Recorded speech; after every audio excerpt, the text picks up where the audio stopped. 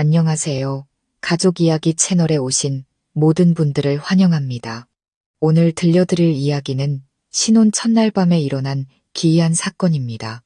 고요한 방 안에 울려 퍼진 쩍 하는 소리에 저는 소스라치게 놀랐습니다. 갑자기 무너져 내린 신혼 침대. 저는 침대를 고쳐보려고 허리를 숙였다가 온몸이 차갑게 굳어버렸습니다.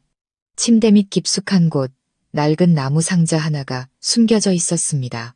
그 안에는 제 옆에 누운 남편이 상상도 못할 비밀을 감추고 있다는 걸 깨닫게 한 물건이 들어있었죠. 이야기 뒤에 숨겨진 진실이 궁금하시다면 지금 바로 채널 고정해주세요. 마당에 전등이 꺼지고 저희 부부의 신혼방에도 부드러운 노란 불빛만이 감돌았습니다. 은은한 백합 향기와 잔잔한 향 냄새가 공간을 채우자 제 심장이 두근거리기 시작했습니다. 제 이름은 서윤, 28살에 저는 오늘 평생을 함께할 거라 믿는 남자와 정식으로 부부가 되었습니다. 남편 민준 씨는 32살로 차분하고 다정하며 조금 과묵한 편입니다. 오늘 이 방은 시어머니께서 아침부터 정성껏 꾸며주셨습니다.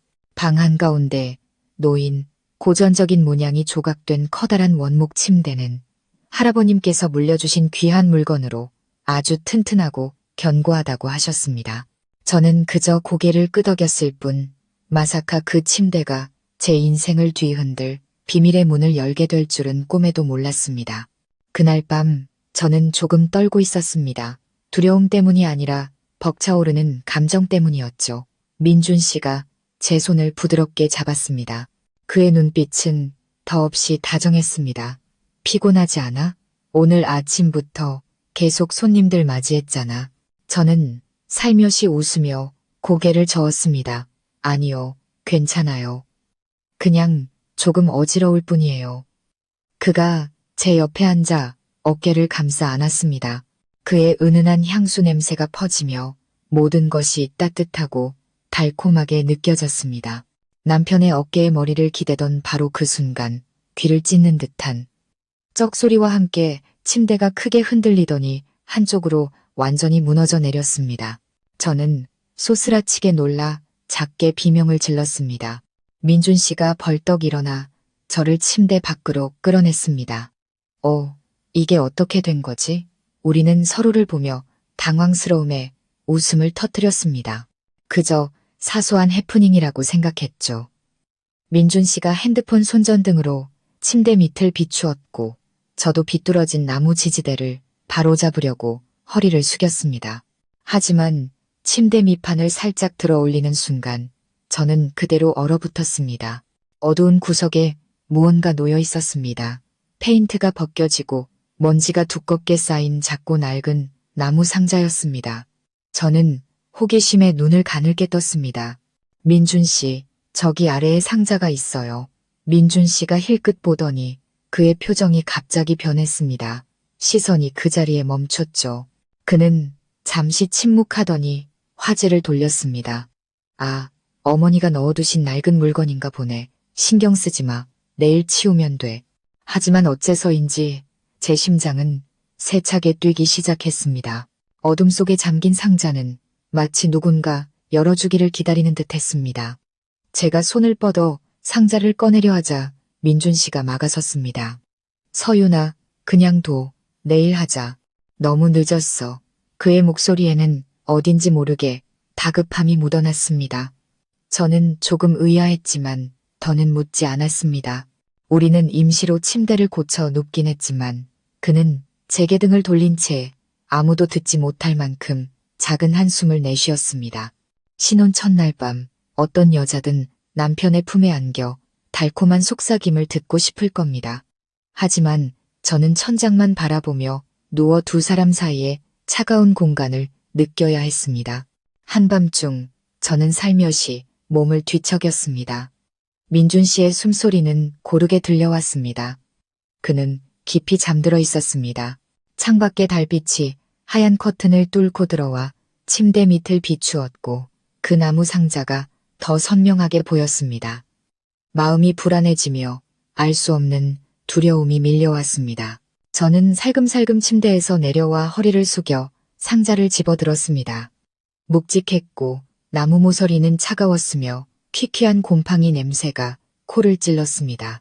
쇠로 된 자물쇠는 녹슬었지만 살짝 돌리니 쉽게 열렸습니다. 뚜껑이 열리는 순간 제 심장은 멎는 것 같았습니다. 안에 든 것은 낡은 물건이나 잡동사니가 아니었습니다. 은색 리본으로 단정하게 묶인 편지 한 묶음과 누렇게 바랜 웨딩 사진 한 장이었습니다.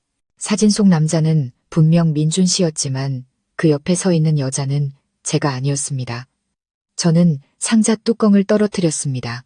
손이 사시나무 떨리듯 떨리고 식은땀이 흘렀습니다. 심장이 꽉 조여오는 것 같았습니다. 누구지? 왜 웨딩 사진이 여기에? 저는 편지들을 넘겨보았습니다. 모두 손으로 쓴 편지였고 부드럽고 둥근 글씨체로 사랑하는 민준 씨에게라는 문장으로 시작했습니다. 한 줄 한 줄이 작은 칼날이 되어 제 가슴을 베는 듯 했습니다. 매 순간 당신이 그리워요. 만약 우리가 부부가 된다면 절대로 저를 잊지 말아주세요. 저는 주먹을 꽉 쥐었습니다. 눈물이 걷잡을 수 없이 흘러내렸고 마음속에는 수백 개의 질문이 떠올랐지만 답을 찾을 수는 없었습니다. 신혼방은 순식간에 낯선 공간으로 변했습니다.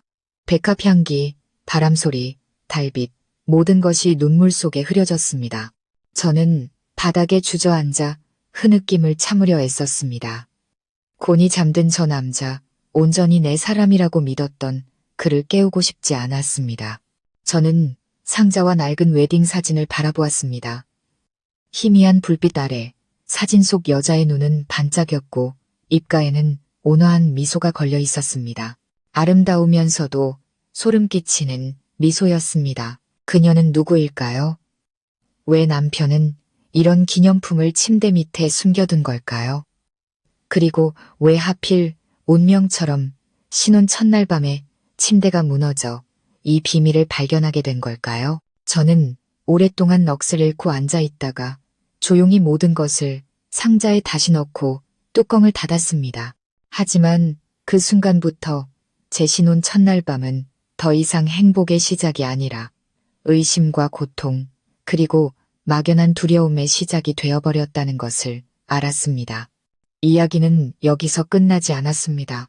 다음 날 아침, 제가 잠든 척하고 있을 때 민준 씨가 조용히 침대 밑으로 허리를 숙여 그 상자를 꺼내는 것을 보았기 때문입니다.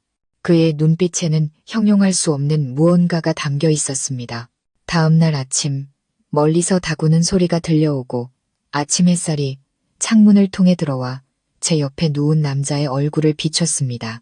민준 씨는 여전히 깊이 잠들어 있었습니다. 평온한 얼굴, 밤새 제가 뜬 눈으로 지샜다는 사실을 전혀 모르는 듯 했습니다. 저는 오랫동안 가만히 누워 그를 바라보았습니다. 그가 숨을 쉴 때마다 가슴이 아려왔습니다. 사람들은 신혼 첫날 밤이 행복의 시작이라고 하지만 저는 결혼의 문이 열리자마자 짙은 안개 속으로 들어선 기분이었습니다.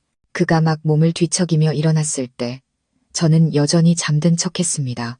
살짝 뜬 눈꺼풀 사이로 그가 일어나 저를 한번 쳐다보고는 한숨을 쉬는 것이 보였습니다. 그의 손이 천천히 매트리스를 들어 올리고 침대 밑으로 허리를 숙였습니다. 저는 숨을 죽였습니다. 그가 나무 상자를 꺼내 주위를 한번 둘러보더니 뚜껑을 열었습니다. 아침 햇살이 비쳐 낡은 편지들과 빛바랜 웨딩 사진에 반사되었습니다. 그의 얼굴이 순간적으로 떨렸습니다. 그는 손을 들어 사진 속 여자의 얼굴을 부드럽게 쓰다듬었습니다. 너무나도 애틋하고 다정한 가슴 아픈 손길이었습니다.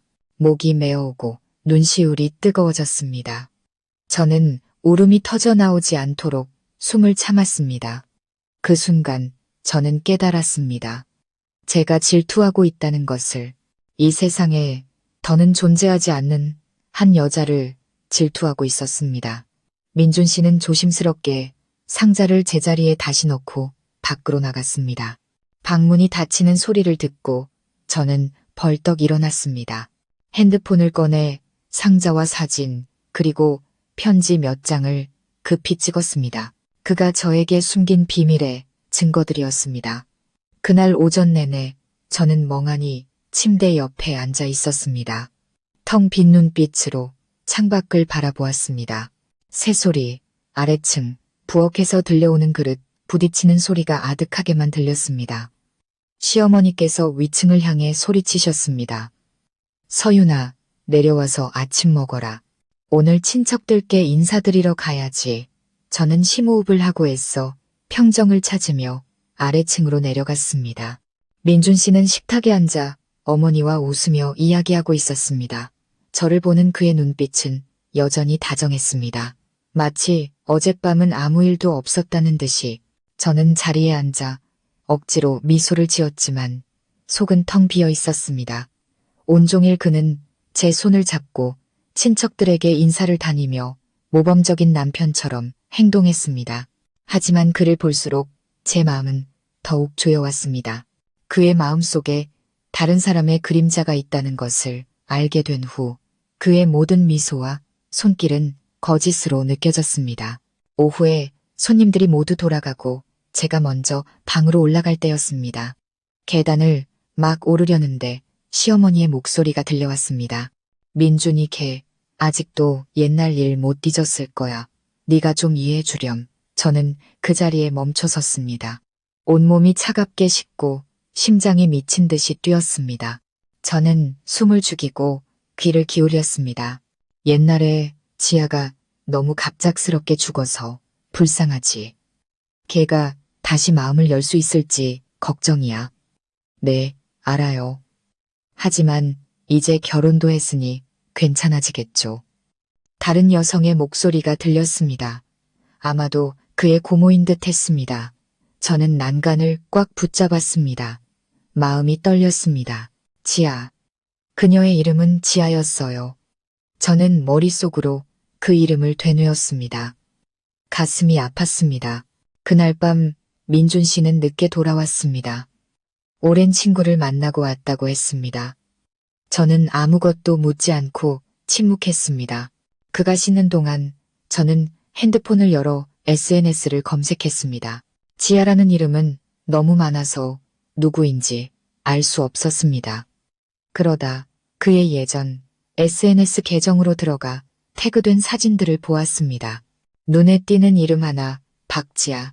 3년 전 사진이었지만 여전히 남아 있었습니다. 두 사람은 바다 앞에서 손을 잡고 서 있었고 얼굴에는 환한 미소가 가득했습니다. 댓글에는 결혼 축하해, 둘이 너무 잘 어울린다. 같은 친구들의 메시지가 달려 있었습니다. 저는 더 이상 읽을 수 없었습니다. 눈앞이 흐려졌습니다. 그가 욕실에서 나온 후 저는 아무렇지 않은 척했습니다. 그가 물었습니다. 왜 그래? 피곤해. 저는 그저 아니, 그냥 머리가 좀 아파서 라고 대답했습니다. 민준 씨가 제 어깨를 부드럽게 주물러 주었습니다. 그의 눈에는 진심 어린 걱정이 담겨 있었습니다. 바로 그 점이 저를 더 혼란스럽게 만들었습니다. 제가 그의 과거 가장 깊은 곳에 거의 다다랐다는 사실을 그는 전혀 모르고 있었습니다. 그날 밤도 저는 잠들지 못했습니다. 옆에 누운 남자를 바라보았습니다. 그의 얼굴은 너무나 평온했습니다. 만약 내가 그 상자를 발견하지 못했다면 그는 과연 내게 말해주었을까? 아니면 영원히 비밀로 간직한 채 이미 죽은 영혼과 함께하는 이중적인 결혼 생활을 하게 내버려 두었을까? 새벽 3시쯤 저는 일어나 외투를 챙겨 입었습니다. 바람이라도 좀 쐬어야 할 것 같았습니다. 집 앞의 작은 골목은 쥐 죽은 듯 조용했고 희미한 노란 가로등 불빛만이 비추고 있었습니다. 저는 목적 없이 걸었습니다. 마음은 텅 비어 있었습니다. 정원 끝에 있는 낡은 창고 앞을 지나갈 때였습니다. 우연히 문이 살짝 열려 있는 것을 보았습니다. 안에서 작은 손전등 불빛이 새어나오고 있었습니다. 저는 조심스럽게 다가갔습니다. 심장이 쿵쾅거렸습니다. 안에는 민준 씨가 서 있었습니다. 손에는 그 나무 상자를 들고 있었습니다. 그는 상자를 열고 편지 더미에서 사진 한 장을 꺼내더니 낡은 나무 의자에 앉았습니다. 희미한 불빛이 그의 얼굴을 비추었고 감출 수 없는 깊은 슬픔이 그의 얼굴에 새겨져 있었습니다. 그는 떨리는 목소리로 나지막이 말했습니다. 지아야, 미안해. 잊으려고 했는데 잊을 수가 없어. 결혼은 했지만 밤이 되면 아직도 내 목소리가 머릿속에서 들려. 제발 나를 용서해 줄 수 없겠니? 저는 그 자리에 못 박힌 듯 서 있었습니다. 온몸이 마비되는 것 같았습니다. 그의 말 한마디 한마디가 칼이 되어 제 심장을 찔렀습니다. 다가가서 소리치고 싶었습니다. 왜 나를 낡은 그림자의 대체품으로 만들었냐고 묻고 싶었습니다. 하지만 발이 떨어지지 않았습니다. 저는 등을 돌려 그 자리를 떠났습니다. 눈물이 하염없이 흘렀습니다. 태어나서 처음으로 아무도 인정하지 않는 거절의 감정이 어떤 것인지 이해했습니다. 방으로 돌아와 침대에 웅크리고 누웠습니다. 몸이 떨렸습니다. 민준 씨가 돌아왔을 때 그는 제가 깊이 잠들었다고 생각했습니다. 적어도 그는 그렇게 믿었죠. 그는 조용히 이불을 덮어주고 제 어깨에 손을 올린 뒤 한숨을 쉬었습니다. 저는 그의 숨소리 하나하나를 똑똑히 들었지만 감히 눈을 뜰 수 없었습니다. 그 순간부터 제 결혼 생활에는 균열이 생겼다는 것을 알았습니다. 배신 때문이 아니라 우리 두 사람 사이에 보이지 않는 제3자, 이미 죽었지만 남편의 마음속에는 여전히 살아있는 지아라는 여자 때문이었습니다. 저는 어둠 속에 누워 창틈으로 스며드는 바람 소리를 들으며 제 심장이 산산조각 나는 것을 느꼈습니다. 그리고 저는 이것이 앞으로 닥쳐올 폭풍우의 시작에 불과하다는 것을 알았습니다. 다음 날 아침 제가 눈을 떴을 때 민준 씨는 이미 집을 나선 후였습니다. 식탁에는 그가 마시다 남긴 커피잔이 그대로 놓여 있었습니다. 김은 이미 식어버렸고 마치 우리 두 사람 사이의 차가운 공백 같았습니다. 저는 잠시 멍하니 앉아 이불을 만지작거렸습니다. 어젯밤 창고에서 죽은 사람과 대화하던 그의 모습이 머릿속에서 떠나지 않았습니다. 제발 나를 용서해줘. 그의 말이 고통스러운 후렴구처럼 마음속에서 울려 퍼졌습니다. 부엌으로 내려가니 시어머니께서 청소를 하고 계셨습니다. 어머니는 온화하게 웃으셨습니다. 서윤아, 오늘 민준이가 일찍 나갔단다. 아마 지하 기일이라 추모 공원에 갔을 거야. 해마다 기일이 되면 혼자 가서 향을 피우거든. 익숙해졌으니 너무 마음에 담아두지 마라. 걔가 너를 많이 아끼는 거 안다. 저는 그 자리에 얼어붙었습니다. 기일. 오늘이 바로 그 사진 속 여자의 기일이었던 것입니다. 목까지 무언가 치밀어 오르는 느낌이었습니다. 쓰고 떫은 감정이었습니다. 저는 억지로 미소를 지었습니다. 네, 알고 있어요. 이해해요, 어머님. 어머니는 저를 자애롭게 바라보셨습니다. 착하기도 해라. 민준이가 너 같은 애를 만난 건 복이야. 지난 일은 그냥 흘려보내려무나. 저는 입술을 깨물고 고개를 숙였습니다. 네, 노력할게요. 하지만 마음속으로는 그럴 수 없다는 것을 알고 있었습니다. 점심때쯤 그가 돌아왔습니다. 옷에서는 향냄새가 희미하게 배어나왔습니다. 저는 오랫동안 그를 바라보았지만 그는 제 시선을 피하며 나지막이 말했습니다. 추모 공원에 잠시 다녀왔어. 밥은 먹었어. 저는 고개를 끄덕이며 작게 대답했습니다. 알고 있었어요. 오늘이 그분 기일이잖아요. 민준 씨가 흠칫 놀라며 얼굴이 창백해졌습니다. 그는 저를 보며 당황한 눈빛을 하더니 이내 억지 미소를 지었습니다. 어머니가 말씀하셨구나. 미안해. 미리 말했어야 했는데. 저는 희미하게 웃었지만 그 미소는 칼에 베인 듯 아팠습니다. 사과할 필요 없어요. 단지 매일 밤 제 옆에 눕는 사람이 마음속에 다른 사람을 품고 있다는 걸 몰랐을 뿐이에요. 그는 아무 말 없이 다가왔습니다. 서윤아, 오해야. 지아는 결혼식 바로 전에 세상을 떠났어. 오랫동안 정말 힘들었어. 하지만 너는 나의 현재고 내가 결혼하기로 선택한 사람, 내 아내야. 저는 그의 눈을 똑바로 쳐다보며 조용히 물었습니다. 그럼 왜 두 사람의 편지와 웨딩 사진이 담긴 상자를 우리 신혼 첫날 밤 침대 밑에 숨겨두셨어요? 그는 대답하지 못했습니다. 손은 힘없이 늘어뜨려졌고 눈은 아래로 향했습니다. 방 안은 무거운 침묵에 잠겼고 시계 초침 소리만이 제 마음의 상처를 콕콕 찌르는 듯했습니다. 그날 오후 민준 씨는 더 이상 아무 말도 하지 않았습니다. 일이 있다며 밖으로 나갔습니다. 저는 혼자 앉아 있었습니다. 눈물이 멈추지 않고 흘러내렸습니다. 저는 대체품이 되고 싶지 않았습니다. 이미 죽은 누군가 때문이 아니라 나 자신으로서 사랑받고 싶었습니다. 저녁이 되어 저는 모든 것을 명확히 해야겠다고 결심했습니다. 다락방으로 올라가 옷장을 열고 나무 상자를 꺼냈습니다. 안에는 편지와 사진 외에 바닥 틈새에 끼어 있는 작게 접힌 종이 한 장이 있었습니다. 펼쳐보니 청첩장이었습니다. 날짜, 시간, 장소가 명확히 적혀 있었고 서툰 글씨로 이렇게 쓰여 있었습니다. 네가 늦더라도 평생 기다릴게. 저는 떨리는 손으로 청첩장을 들었습니다. 그 아래에는 신부를 데리러 가던 길에 일어난 교통사고에 대한 낡은 신문기사 조각이 있었습니다. 피해 여성은 현장에서 즉사, 사진은 흐릿했지만 지아라는 것을 알아볼 수 있었습니다. 저는 그 자리에 주저앉았습니다. 눈물이 쉴 새 없이 흘렀습니다. 그녀는 결혼식 바로 전에 죽었던 것입니다. 이 방은 그가 그녀를 아내로 맞이하기 위해 준비했던 방이었고 저는 그저 미완성된 사랑의 비극이 깃든 방에 뒤늦게 들어온 사람일 뿐이었습니다. 그날 밤 저는 잠들지 못했습니다. 그가 돌아와 조용히 방으로 들어와 책상 위에 하얀 국화꽃 다발을 놓는 것을 보았습니다. 저는 눈을 감은 척했지만 그의 속삭임은 똑똑히 들렸습니다. 미안해, 지아야. 결혼은 했지만 아직 널 잊지 못했어. 몇 년이 지나도 널 잊을 수 없을 거야. 저는 입술을 꽉 깨물었습니다. 눈물이 눈꼬리를 타고 흘렀습니다.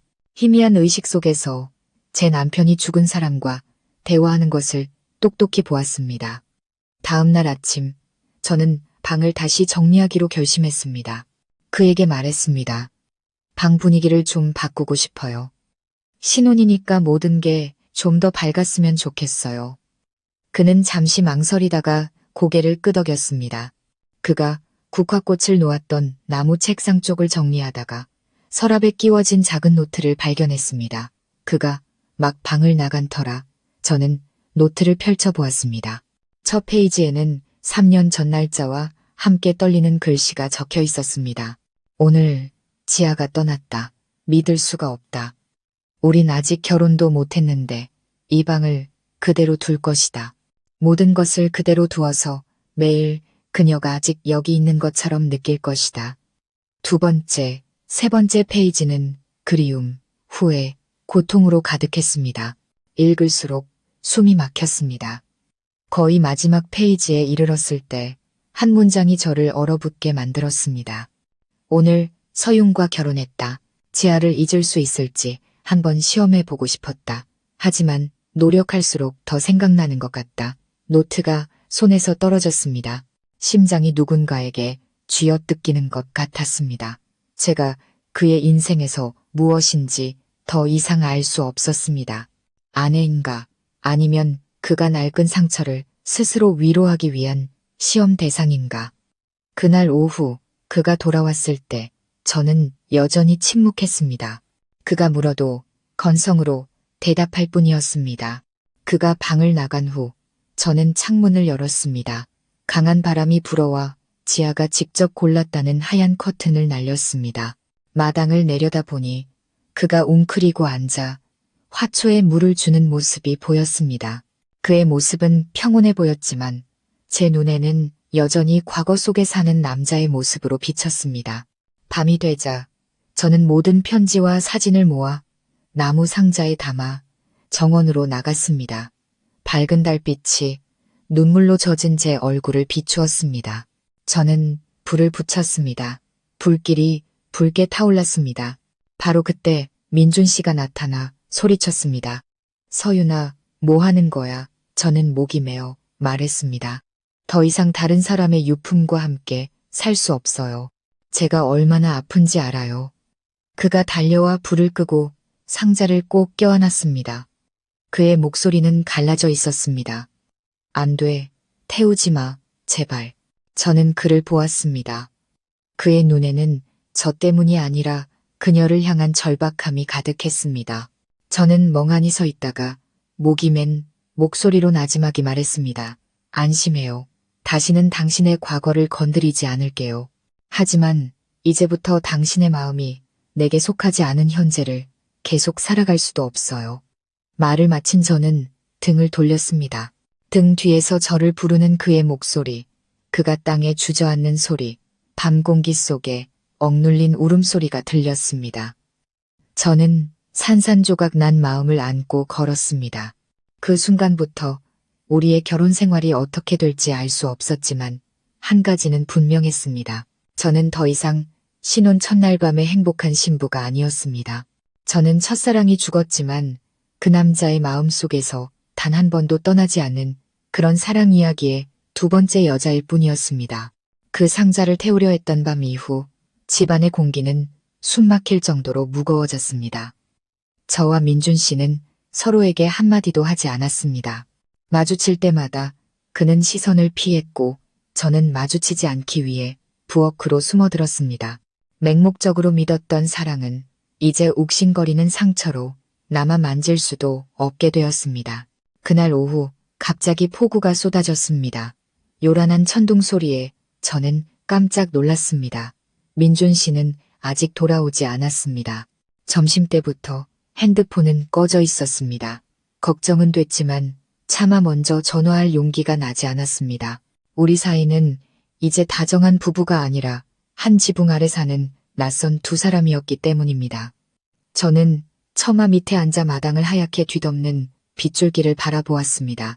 기왓장에 부딪히는 빗소리가 마치 기억을 두드리는 소리처럼 들렸습니다. 그때 대문 밖에서 비틀거리는 사람의 그림자가 보였습니다. 민준 씨였습니다. 옷은 흠뻑 젖었고 바짓단에는 흙탕물이 가득했습니다. 그는 손에 무언가를 들고 떨면서 걸어 들어왔습니다. 제가 달려나가 도우려 했지만 그는 조용히 제 손을 밀어냈습니다. 괜찮아. 그냥 예전에 가던 곳에 다녀왔어. 저는 그가 말하는 예전에 가던 곳이 어디인지 알았습니다. 지아가 잠든 추모 공원이었습니다. 그의 손에 들린 물건을 보았습니다. 유리가 깨진 액자였습니다. 안에는 지아가 하얀 한복을 입고 익숙한 나무다리 옆에서 환하게 웃고 있는 사진이 들어있었습니다. 제가 봤던 낡은 웨딩 사진 속 바로 그 얼굴이었습니다. 그가 책상 위에 액자를 내려놓고 고개를 숙였습니다. 머리카락에서 떨어진 빗물이 눈물과 섞여 흘러내렸습니다. 무엇이 비고 무엇이 슬픔인지 분간할 수 없었습니다. 저는 등 뒤에 서서 아무 말도 할 수 없었습니다. 그 순간 저는 그의 마음이 여전히 옛사람의 그림자에서 벗어나지 못했다는 것을 깨달았습니다. 그날 저녁, 제가 차린 저녁을 그는 먹지 않았습니다. 두 사람은 침묵 속에 앉아 있었고 벽에 걸린 시계 소리만이 느리게 흘러갔습니다. 저는 무거운 마음으로 식기를 정리했습니다. 거실로 나왔을 때 그는 지아의 사진 앞에 앉아 있었습니다. 깨진 유리 액자 가장자리를 부드럽게 쓰다듬으며 목맨 소리로 말했습니다. 잊을 만큼 강해졌다고 생각했는데 잊으려 할수록 더 생각나. 서윤아, 미안해. 과거를 정리하지 못한 채 너를 내 삶으로 끌어들인 건 내 잘못이야. 저는 그 자리에 멈춰 서서 테이블 가장자리를 하얗게 될 때까지 꽉 잡았습니다. 그런 말은 왜 하는 거예요? 저더러 떠나달라는 건가요? 목소리가 떨렸습니다. 그가 고개를 들었습니다. 지친 눈빛이었습니다. 아니, 그냥 네가 이해해줬으면 해서 널 상처 주려던 건 아니었어.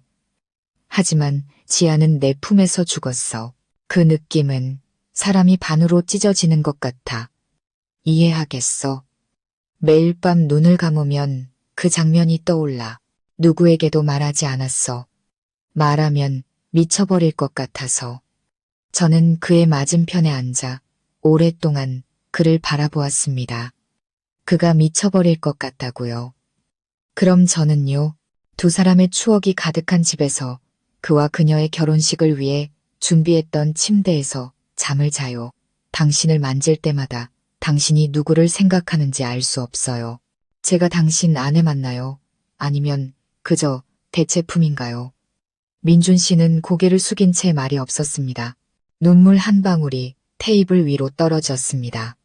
집 안은 죽은 듯 조용했습니다. 창틈으로 스며드는 바람 소리가 소름 끼치게 차가웠습니다. 갑자기 천둥이 치며 방 안에 불이 꺼졌습니다. 방은 어둠에 잠겼습니다. 저는 깜짝 놀랐지만 그는 미동도 없이 앉아 어깨만 살짝 떨었습니다. 잠시 후 그가 일어나 갈라진 목소리로 말했습니다. 잠깐 밖에 좀 나갔다 올게. 저는 아무 말도 하지 않았습니다. 그는 지하의 액자를 손에 들고 나갔습니다. 밖에는 여전히 비가 쏟아지고 있었습니다. 저는 창문을 통해 그를 지켜보았습니다.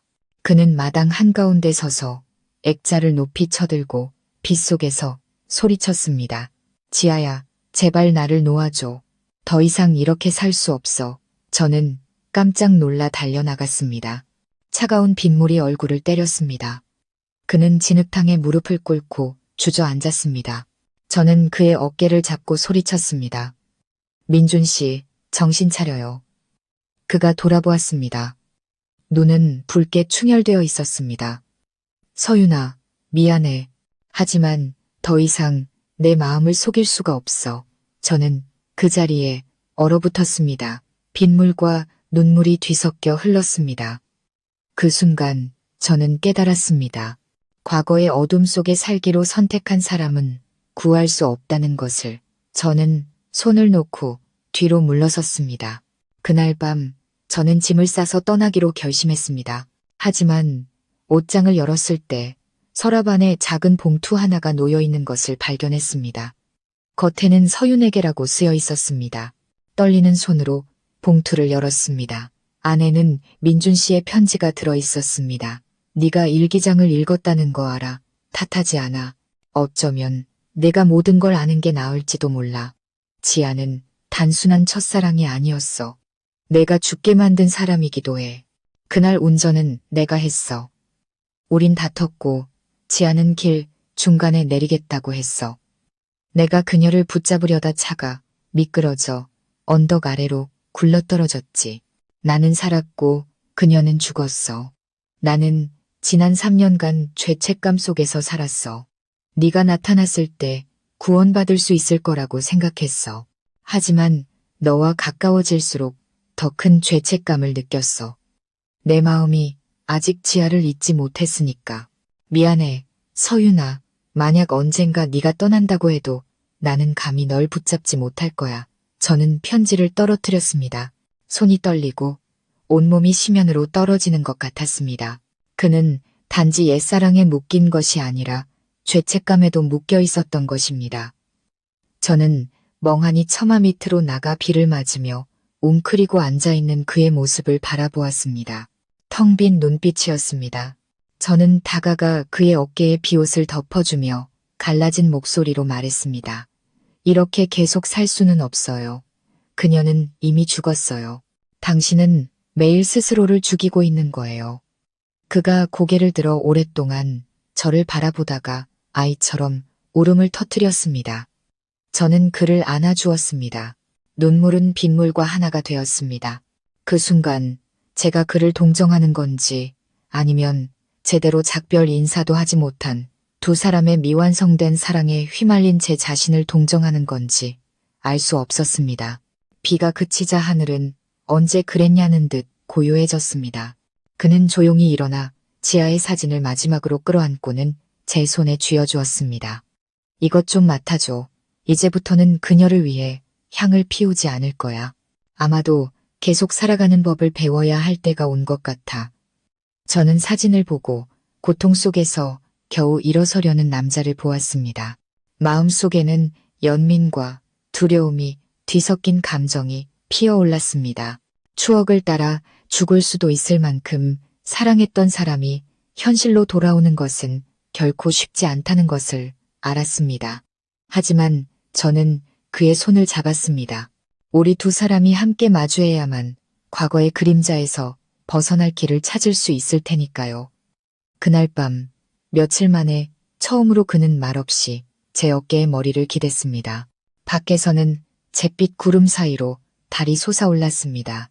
희미한 불빛이었지만 위태로운 평화를 간신히 붙들고 있는 두 사람의 그림자를 비추기에는 충분했습니다. 그 비 오는 밤 이후 모든 것이 잠잠해질 거라고 생각했습니다. 민준 씨가 지아의 사진을 제게 맡긴 것은 그가 정말로 과거를 놓아주려는 신호라고 믿었습니다. 하지만 인생은 그렇게 단순하지 않았습니다. 사람들은 기념품은 치울 수 있지만 마음속의 상처는 어떻게 치울 수 있을까요? 그날 이후 민준 씨는 이상해졌습니다. 말이 줄었고 몇 시간이고 창가에 앉아 정원을 내다보곤 했습니다. 그의 시선은 현재가 아닌 아득하고 보이지 않는 무언가를 쫓는 듯 했습니다. 한 번은 제가 불렀는데도 대답 없이 넋나간 사람처럼 앉아 있었습니다. 제가 다가가 어깨를 건드리자 그는 쏘스라치게 놀랐습니다. 지아야, 돌아왔구나. 저는 그 자리에 얼어붙었습니다. 그는 저를 보고는 이내 정신을 차리며 당황했습니다. 서윤아, 미안. 내가 잠시 착각했나 봐. 저는 억지로 미소를 지었지만 눈물을 참을 수 없었습니다. 마음이 산산조각 났습니다. 그가 고인은 아니었지만 그의 잠재의식 속에서는 여전히 지아라는 이름이 저보다 강하게 존재하고 있었습니다. 그날 밤 저는 잠을 이룰 수 없었습니다. 처마 밖에는 보슬비가 내렸고 창틈으로 스며든 바람은 한기와 희미한 꽃향기를 품고 있었습니다. 옆에 누운 그를 보았습니다. 그는 옆으로 누워 있었고 창백한 얼굴에 미간은 찌푸려져 있었습니다. 그는 나지막이 속삭였습니다. 가지마, 지아야, 제발. 저는 벌떡 일어났습니다. 눈물이 쏟아졌습니다. 그를 흔들어 깨워 옛 꿈에서 벗어나게 해주고 싶었습니다. 하지만 저는 침묵했습니다. 그가 눈을 뜬다 해도 그의 마음은 여전히 다른 사람을 꿈꾸고 있다는 것을 알았기 때문입니다. 다음 날 아침 그가 깨어났을 때 저는 말했습니다. 민준 씨, 저 잠시 여기를 떠나 있고 싶어요. 그가 고개를 들어 놀란 표정을 지었습니다. 어디 가려고? 친정집에요. 며칠만요. 숨 쉴 공간이 필요해요. 이 집은 너무 답답해요. 그는 한참 동안 말이 없다가 갈라진 목소리로 고개를 끄덕였습니다. 네가 필요하다면 그렇게 해. 기다릴게. 저는 옷 몇 벌을 챙겨 그날 바로 떠나려 했습니다. 하지만 가방을 끌고 문 앞에 섰을 때 저는 뒤돌아 그를 보았습니다. 그는 창가에 서 있었고 햇빛이 그의 얼굴에 비쳐 고독해 보였습니다. 무언가 말을 하고 싶었지만 목이 메어왔습니다. 저는 무거운 마음으로 그 집을 나섰습니다. 어머니는 저를 보고 놀라며 캐물으셨습니다. 왜 혼자 왔니? 결혼한 지 얼마나 됐다고 벌써 친정에 와. 저는 나지막이 대답했습니다. 좀 조용히 있고 싶어요. 묻지 마세요, 엄마. 어머니는 한숨을 쉬며 더는 묻지 않으셨습니다. 그저 걱정 가득한 눈빛으로 제 어깨에 손을 얹어주셨습니다. 친정집에 있는 동안 잊으려 애썼지만 매일 밤, 신혼 첫날 밤, 침대가 무너지던 꿈을 꿨습니다. 상자를 열고 낡은 웨딩 사진을 보던 그 장면. 아무리 노력해도 그 기억은 지워지지 않는 낙인처럼 깊이 새겨져 있었습니다. 사흘 후 민준 씨에게서 문자가 왔습니다. 보고 싶어. 오늘 집에 이상한 일이 있었어. 저녁에 전화할게. 저는 오랫동안 문자를 바라보았습니다.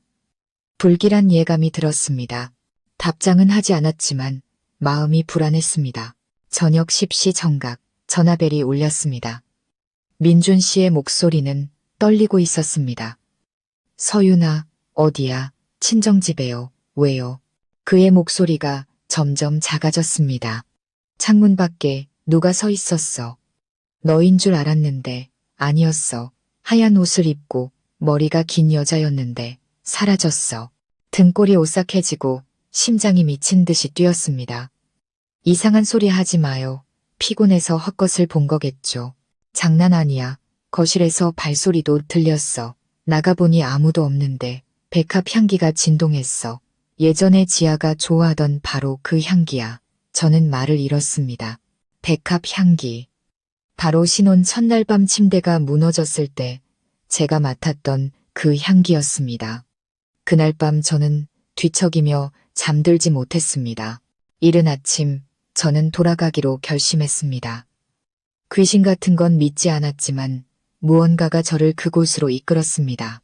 집에 들어서자 안의 공기는 이상하리만치 차가웠습니다. 창문은 활짝 열려 있었고 하얀 커튼이 바람에 나부꼈습니다. 민준 씨는 책상 옆에 앉아 있었습니다. 눈에는 다크서클이 짙었고 얼굴은 몹시 지쳐 보였습니다. 그가 작게 말했습니다. 잠을 못 잤어. 눈만 감으면 지아가 정원 밖에 서 있는 게 보여. 내 이름을 부르더라. 저는 다가가 그의 손을 잡았습니다. 내 말 들어요. 그녀는 죽었어요. 당신은 계속 살아가야 해요. 더 이상 스스로를 괴롭히지 마요. 그가 제 손을 꽉 잡고 희미하게 웃었습니다. 나도 알아. 하지만 어떤 밤에는 문 두드리는 소리, 작은 울음소리가 들려. 그리고 저 창가에서 사람 그림자가 어른거려. 나 미친 거 아니야. 서윤아, 단지 지아가 정말 떠난 건지 확신이 안 서. 저는 창밖을 보았습니다. 강한 바람에 커튼이 창틀에 부딪혀 덜컹 소리를 냈습니다. 마당에는 하얀 국화가 여전히 피어 있었고 이슬을 머금어 반짝였습니다. 저는 문득 소름이 돋았습니다. 오후에 저는 침실을 다시 정리하기로 결심했습니다. 우리 두 사람 모두에게 짐이 되어버린 그 방을, 옷장을 열었을 때 옷가지들은 단정했지만 맨 아래 서랍에서 낡은 사진 한 장을 발견했습니다. 웨딩 사진이 아니라 지아가 이 방 한가운데 서서 침대 머리맡에 손을 얹고 환하게 웃고 있는 사진이었습니다. 그녀의 등 뒤에는 지금도 제가 매일 보는 커다란 거울이 있었습니다. 목이 메어왔습니다. 손이 떨렸습니다. 이 사진은 민준 씨도 남아있는 줄 몰랐을 겁니다. 저는 사진을 들고 나가 책상 위에 올려놓았습니다. 민준 씨는 사진을 보고 얼어붙었습니다. 이거 어디서 찾았어? 옷장에서요. 그가 다가와 떨리는 목소리로 말했습니다. 이 사진 잃어버린 줄 알았는데 신혼방 꾸미던 날 찍은 거야. 지아가 행복한 날에 자기 모습을 보고 싶다고 큰 거울을 걸자고 했었지. 그의 목소리가 잠기고 눈시울이 붉어졌습니다. 저는 한 걸음 물러서서 부드럽지만 단호한 목소리로 말했습니다. 이제 놓아주어야 해요, 민준 씨. 죽은 사람은 돌아올 수 없어요. 하지만 당신이 계속 붙잡으면 살아있는 저 같은 사람은 외로움 속에서 서서히 죽어갈 거예요. 그는 오랫동안 침묵하다가 말했습니다. 마지막으로 하룻밤만, 작별 인사를 할 하룻밤만 줘. 저는 고개를 끄덕이고 무거운 마음으로 돌아섰습니다. 그날 밤 비가 부슬부슬 내렸습니다. 저는 옆에 누워 그의 나지막한 목소리를 들었습니다. 지아야, 미안해. 편히 가. 강한 바람이 불어 커튼이 살짝 흔들렸습니다. 저는 창문 너머로 하얀 그림자가 스쳐 지나가는 것을 본 것 같았습니다. 달빛 때문인지 지친 제 눈의 착각인지 알 수 없었지만 가녀린 형체가 등을 돌리고 빛 속으로 사라지는 것만 같았습니다. 민준 씨가 제 손을 잡았습니다. 그의 목소리는 바람처럼 가벼웠습니다. 고마워, 서윤아.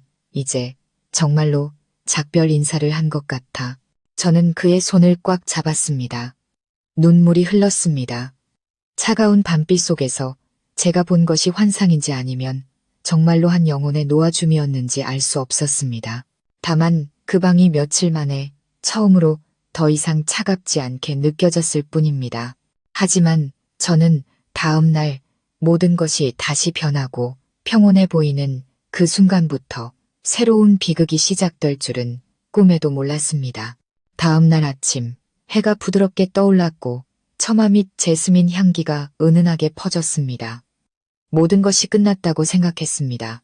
민준 씨는 아침 식사를 하며 놀랍도록 온화한 표정을 지었습니다. 그가 나지막이 말했습니다. 목소리는 훨씬 차분해져 있었습니다. 어젯밤 지하 꿈을 꿨어. 웃으면서 더는 나를 원망하지 않는다고 하더라. 깨어나니 마음이 가벼워졌어. 아마 정말로 떠난 것 같아.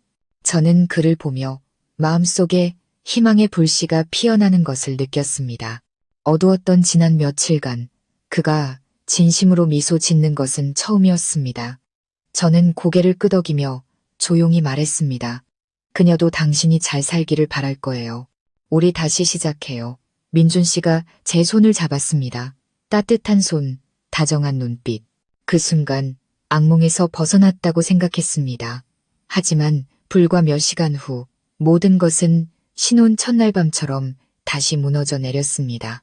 점심 무렵 제가 마당에서 빨래를 널고 있을 때였습니다. 갑자기 위층에서 민준 씨의 목소리가 들렸습니다. 서윤아, 이리 좀 와봐. 저는 손을 닫고 집으로 들어섰습니다. 그의 목소리가 다시 들려왔습니다. 더 작게, 서윤아, 이것 좀 봐. 저는 위층으로 올라갔습니다. 방문은 살짝 열려 있었고 바람에 커튼이 날리고 있었습니다. 민준 씨는 벽에 걸린 큰 거울을 마주보고 서 있었습니다. 햇빛이 비쳐 거울이 반짝였고 그의 창백한 얼굴이 반사되었습니다. 제가 다가가려 하자 그가 손을 들어 가리켰습니다.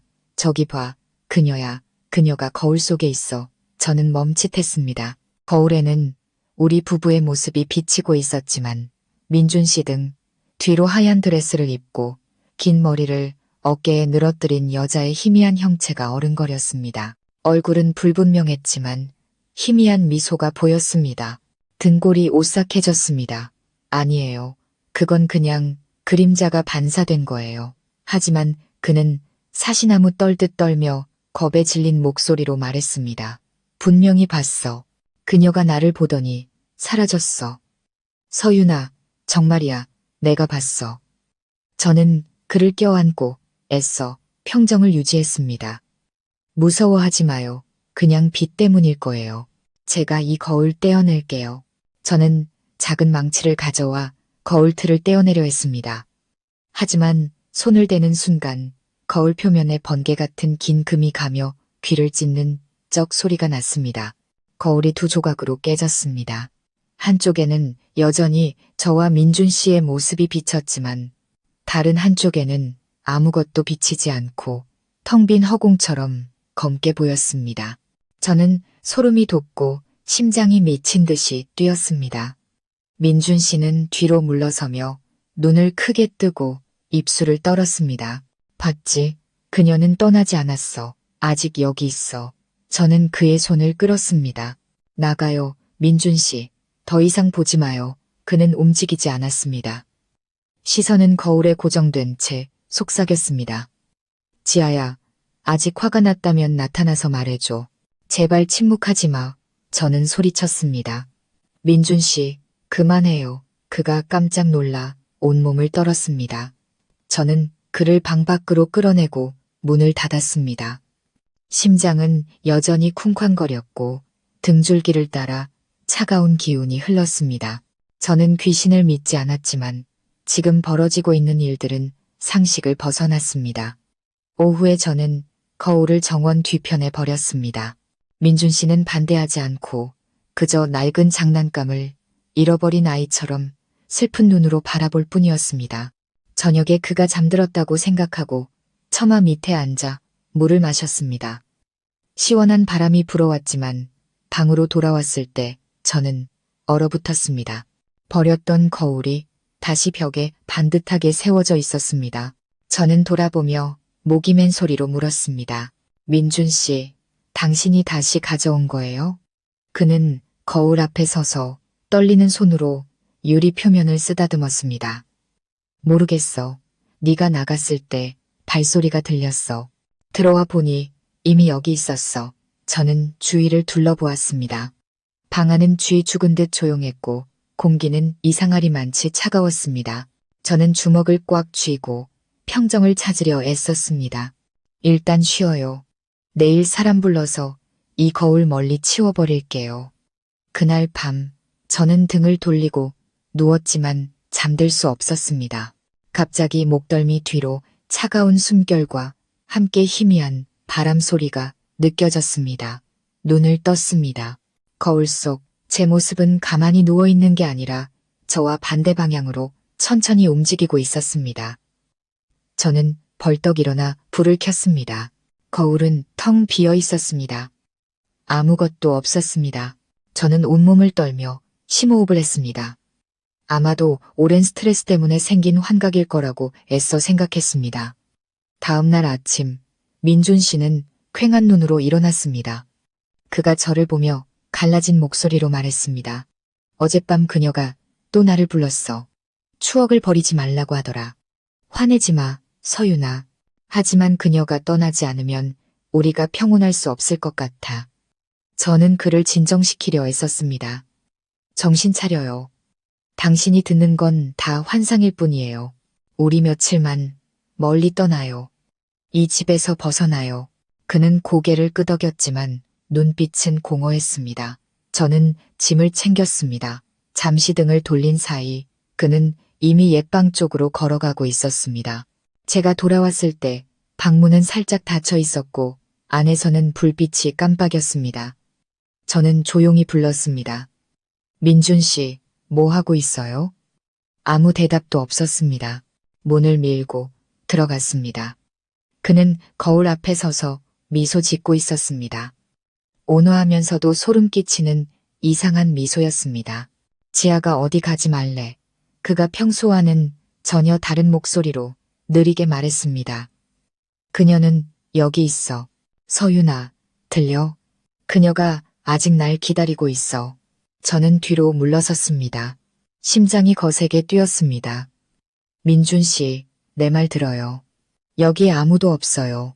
당신이 스스로를 괴롭히는 거예요. 그가 돌아섰습니다.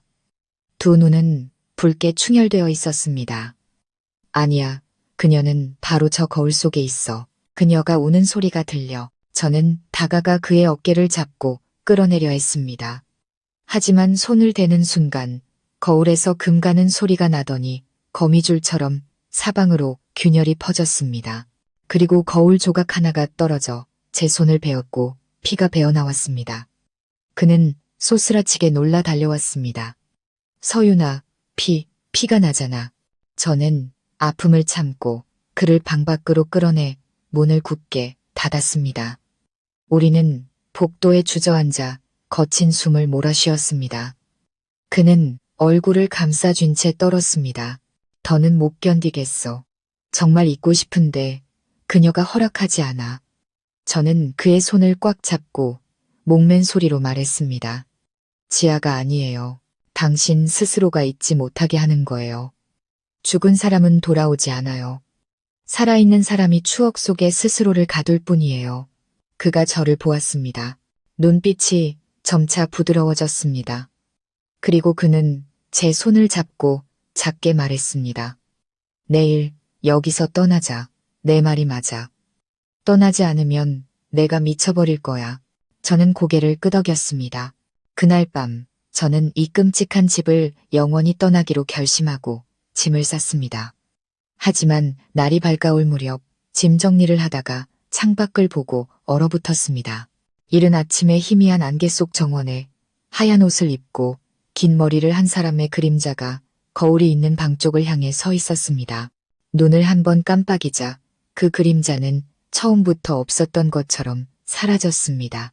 저는 온몸을 떨며 바닥에 주저앉았습니다. 처음으로 무엇이 현실이고 무엇이 환상인지 구분할 수 없게 되었습니다. 다만 한 가지, 우리의 이야기는 아직 끝나지 않았고 이미 죽은 여자 지아의 그림자는 아직 떠나기를 거부하는 것 같았습니다. 다음 날 아침 하늘은 안개가 자욱했고 축축한 습기가 창틀에 맺혀 얼룩을 그렸습니다. 저는 일찍 일어나 짐을 쌌습니다. 민준 씨는 여전히 깊이 잠들어 있었습니다. 얼굴은 창백하고 초췌했습니다. 밤새 그는 미열에 시달리며 지아의 이름을 중얼거렸습니다. 저는 그에게 이불을 덮어주며 마음이 복잡해졌습니다. 아마 이 집을 떠나야만 그가 정말로 악몽에서 벗어날 수 있을 겁니다. 제가 가방을 끌고 아래층으로 내려갔을 때 등 뒤에서 들려오는 발소리에 깜짝 놀랐습니다. 민준 씨가 계단 꼭대기에 서 있었습니다. 난간을 붙잡은 그의 눈은 푹 꺼져 있었습니다. 그가 나지막이 물었습니다. 서윤아, 정말 떠나고 싶은 거야? 저는 돌아보며 단호하지만 부드러운 목소리로 말했습니다. 네, 우리는 떠나야 해요. 여기서는 당신도 저도 살 수 없어요. 오늘만 지나면 돼요. 새 집을 구해서 다시 시작해요. 그는 오랫동안 침묵하다가 고개를 끄덕였습니다. 하지만 그의 눈빛 속에는 여전히 미련이 남아있는 듯 했습니다. 보이지 않는 끈이 그를 이 집으로 끌어당기는 것 같았습니다. 저는 아침 식사를 차려 그의 방으로 가져갔습니다. 문을 여는 순간 저는 흠칫 멈춰섰습니다. 어제 제가 떼어냈던 거울이 다시 원래 자리에 반듯하게 세워져 있었습니다. 유리 표면은 깨끗하게 닦여 있어 우리 두 사람의 모습을 선명하게 비추고 있었습니다. 민준 씨, 왜 이걸 다시 여기에 뒀어요? 제가 목이 메어 물었습니다. 그는 저를 보며 입가에 희미한 미소를 띄었습니다.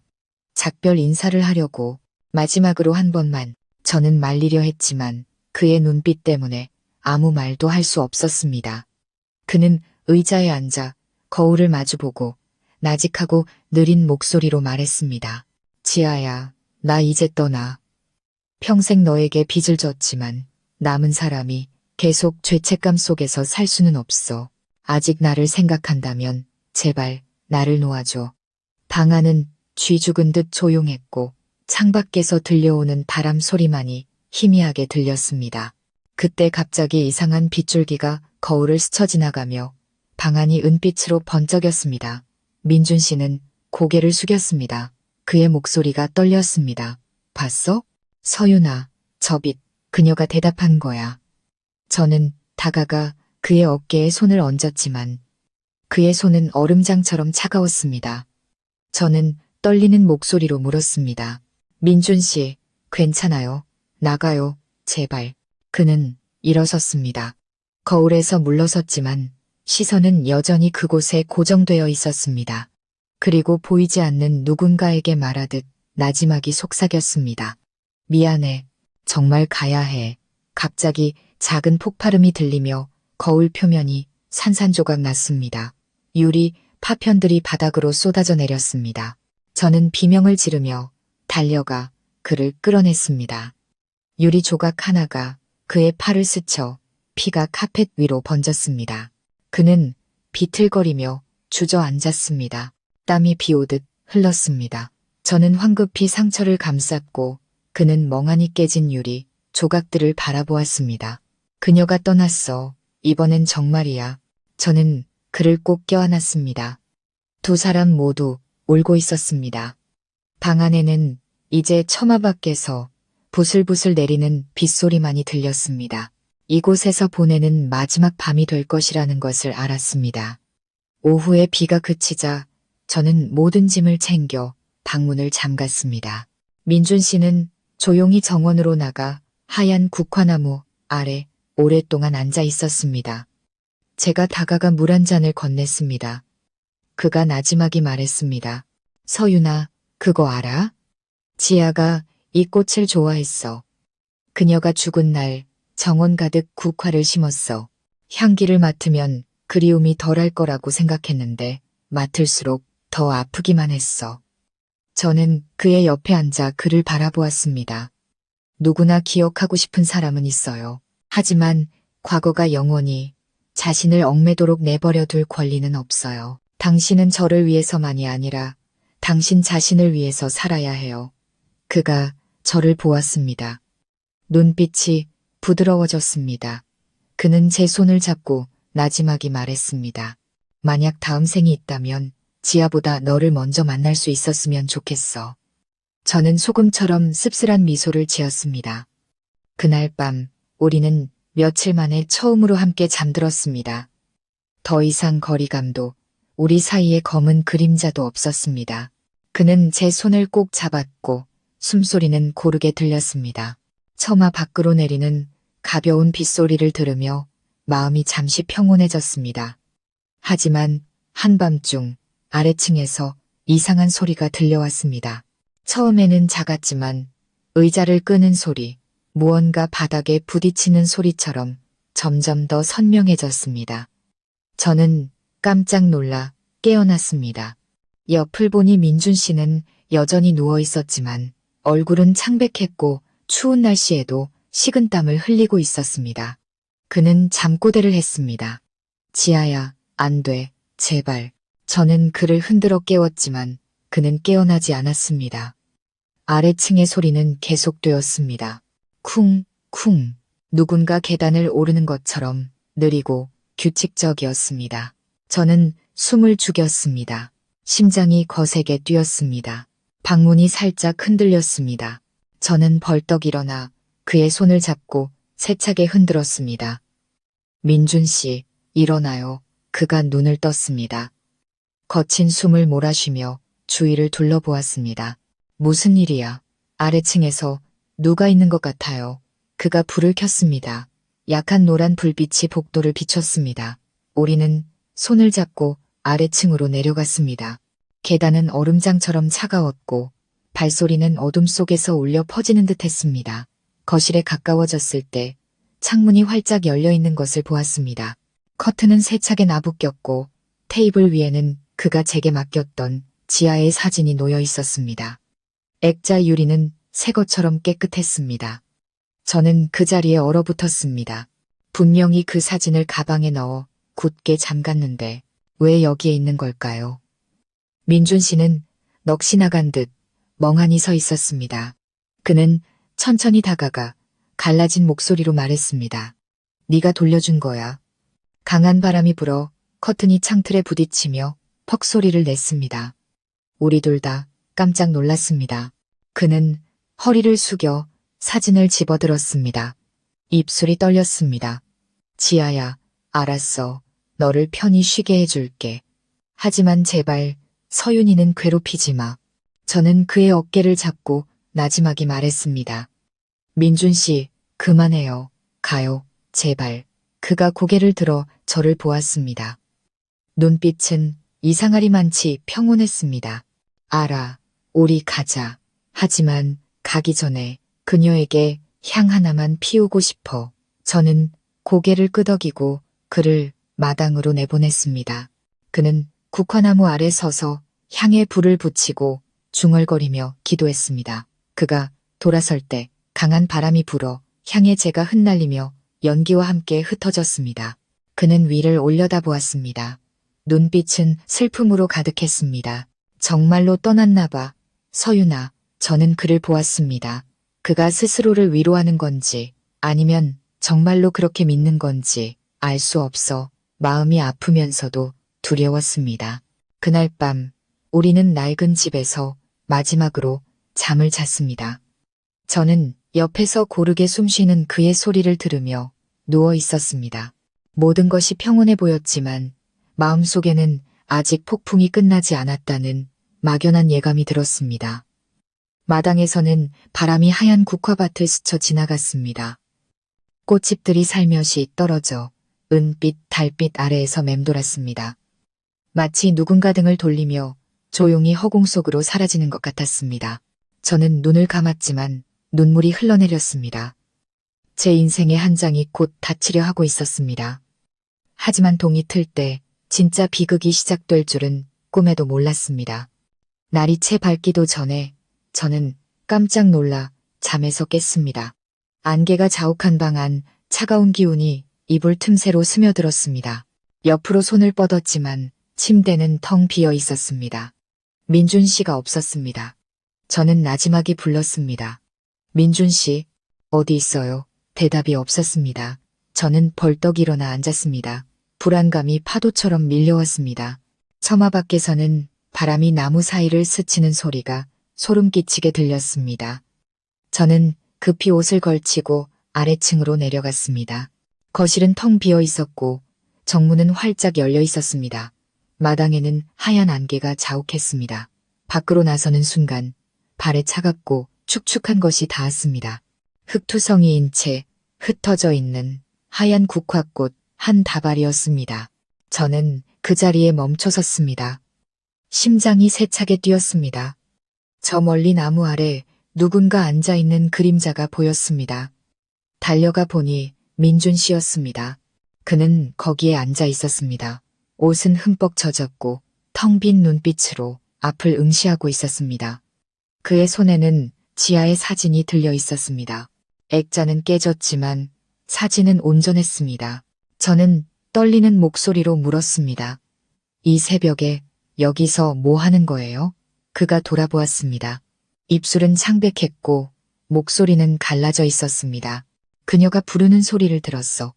내가 여기 나가 있으면 그녀가 안심할 거라고 생각했어. 저는 굳어버렸습니다. 그녀. 단 두 글자에 심장이 조여왔습니다. 저는 허리를 숙여 그의 어깨를 감싸 안았습니다. 민준 씨, 내 말 들어요. 아무도 없어요.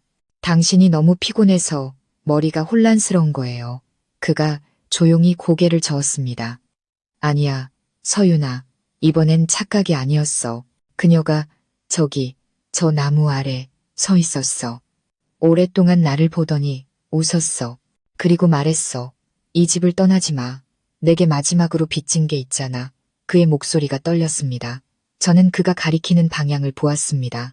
짙은 안개뿐이었지만 문득 안개 속에서 하얀 옷의 그림자가 어른거리는 것을 본 것 같았습니다.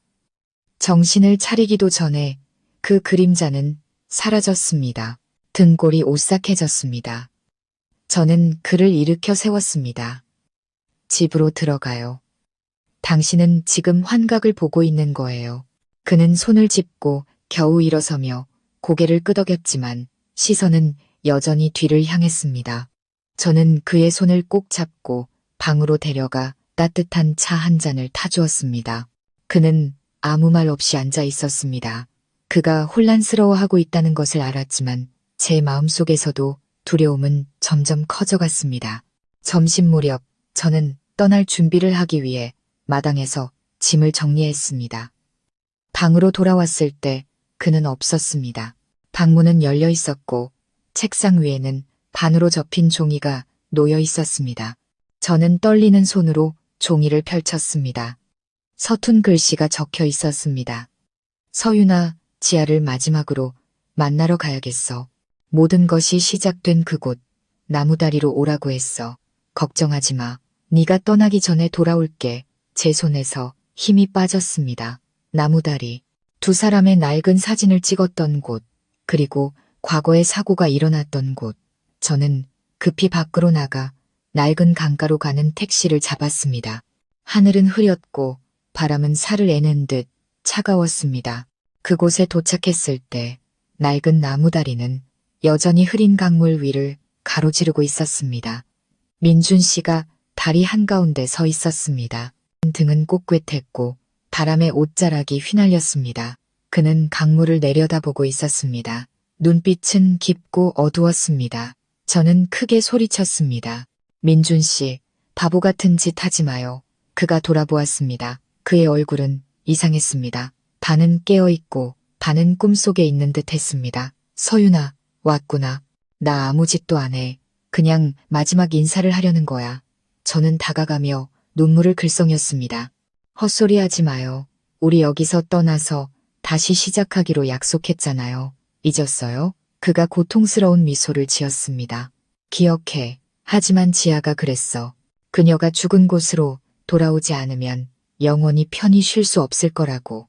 나 너무 지쳤어. 서윤아. 지난 3년간 매일 밤 죄인처럼 살았어. 이 악몽을 끝내고 싶어. 저는 빠르게 다가가 그의 손을 잡았습니다. 어떻게요? 그녀를 기쁘게 하는 걸로요? 아니면 스스로를 죽이는 걸로요? 생각해봐요. 지아가 당신이 이렇게 살기를 원했을까요? 그는 말이 없었습니다. 눈에 눈물이 고였습니다. 저는 그의 손을 꽉 잡고 떨리는 목소리로 말했습니다. 아직 그녀를 사랑한다면 그녀 목까지 잘 살아주세요. 죽은 사람에게 필요한 건 평온이지 또 다른 고통스러운 영혼이 아니에요. 그의 눈에서 눈물이 흘러내렸습니다. 그는 조용히 고개를 끄덕였습니다. 알았어. 고마워, 서윤아. 네가 없었다면 난 영영 벗어나지 못했을 거야. 그가 제 쪽으로 걸어왔습니다. 하지만 불과 몇 걸음 남지 않았을 때 거센 바람이 불어와 낡은 다리가 삐걱거리며 흔들렸습니다. 그의 발밑 썩은 나무 판자가 부서져 내렸습니다. 그는 균형을 잃고 강으로 떨어졌습니다. 저는 비명을 질렀습니다. 민준 씨, 생각할 겨를도 없이 저도 따라 뛰어들었습니다. 얼음장 같은 강물이 몸을 휘감았습니다. 저는 거센 물살 속에서 그를 찾으려 발버둥 쳤습니다.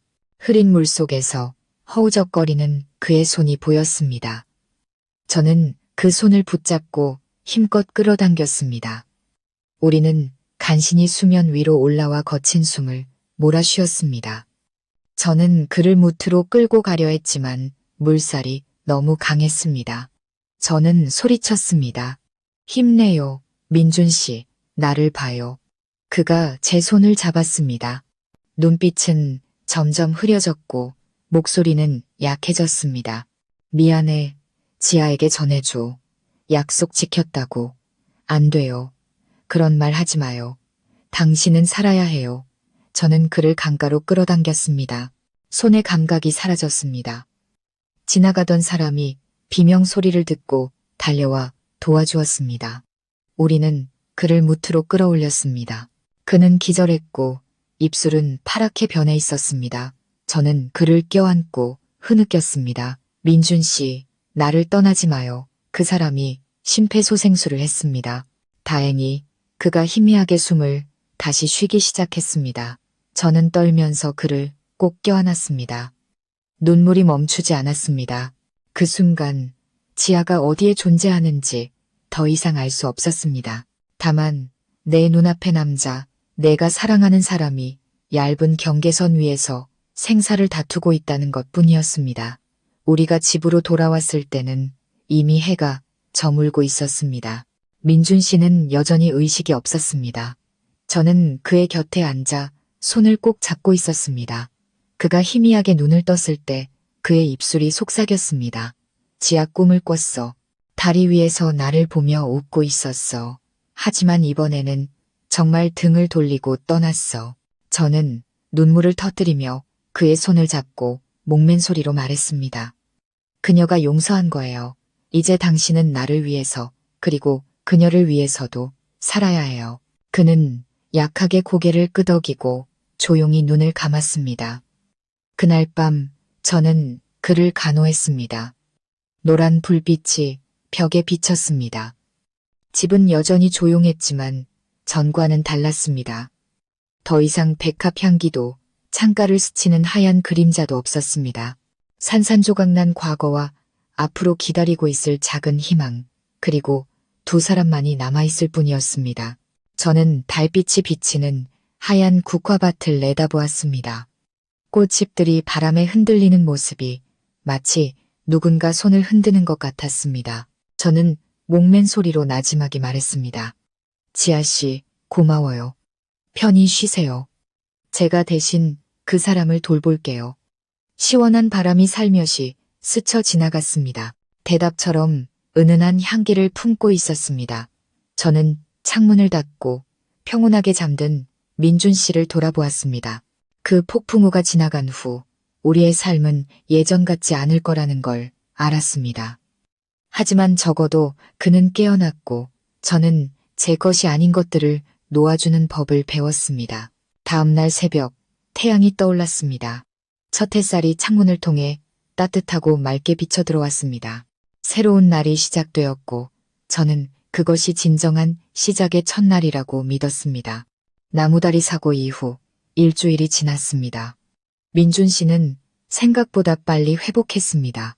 외상은 아물었지만 그의 눈에는 여전히 피로와 함께 아득한 무언가가 남아 있었습니다. 매일 아침 저는 그에게 차를 타주며 피어오르는 수증기를 보고 마음이 한결 가벼워지는 것을 느꼈습니다. 아마도 그 끔찍했던 악몽은 정말로 우리를 떠난 것 같았습니다. 그날 그가 말했습니다. 서윤아, 그 집에서 떠나고 싶어. 팔거나 새를 주거나 하자. 더는 거기 있을 수 없어. 저는 고개를 끄덕였습니다. 그의 말은 마지막 남은 안개를 걷어내는 바람 같았습니다. 우리는 짐을 정리하고 이삿짐 센터를 불렀습니다. 모든 고통의 시작이었던 그 방에 들어섰을 때 두 사람 모두 말이 없었습니다. 깨진 거울의 나무틀은 여전히 벽에 걸려 있었고 빛이 들어와 희미한 얼룩을 만들었습니다. 민준 씨는 한참 서 있다가 말했습니다. 지아가 죽은 날 이 방을 그대로 두겠다고 약속했어. 하지만 이제는 알아. 붙잡고 있는 것이 오히려 그녀의 영혼을 방황하게 만든다는 걸. 제가 다가가 그의 어깨에 손을 얹었습니다. 당신이 놓아줄 수 있을 때 그녀도 편안해질 거예요. 우리는 모든 짐을 마당으로 꺼냈습니다.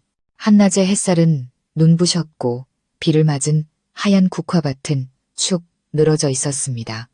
짐을 정리하다가 책상 서랍 틈새에 끼어 있는 낡은 봉투 하나를 발견했습니다. 종이는 누렇게 발해 있었고 모서리에는 단정한 글씨가 적혀 있었습니다. 만약 당신이 이걸 찾는다면 아마 너무 늦었을지도 몰라.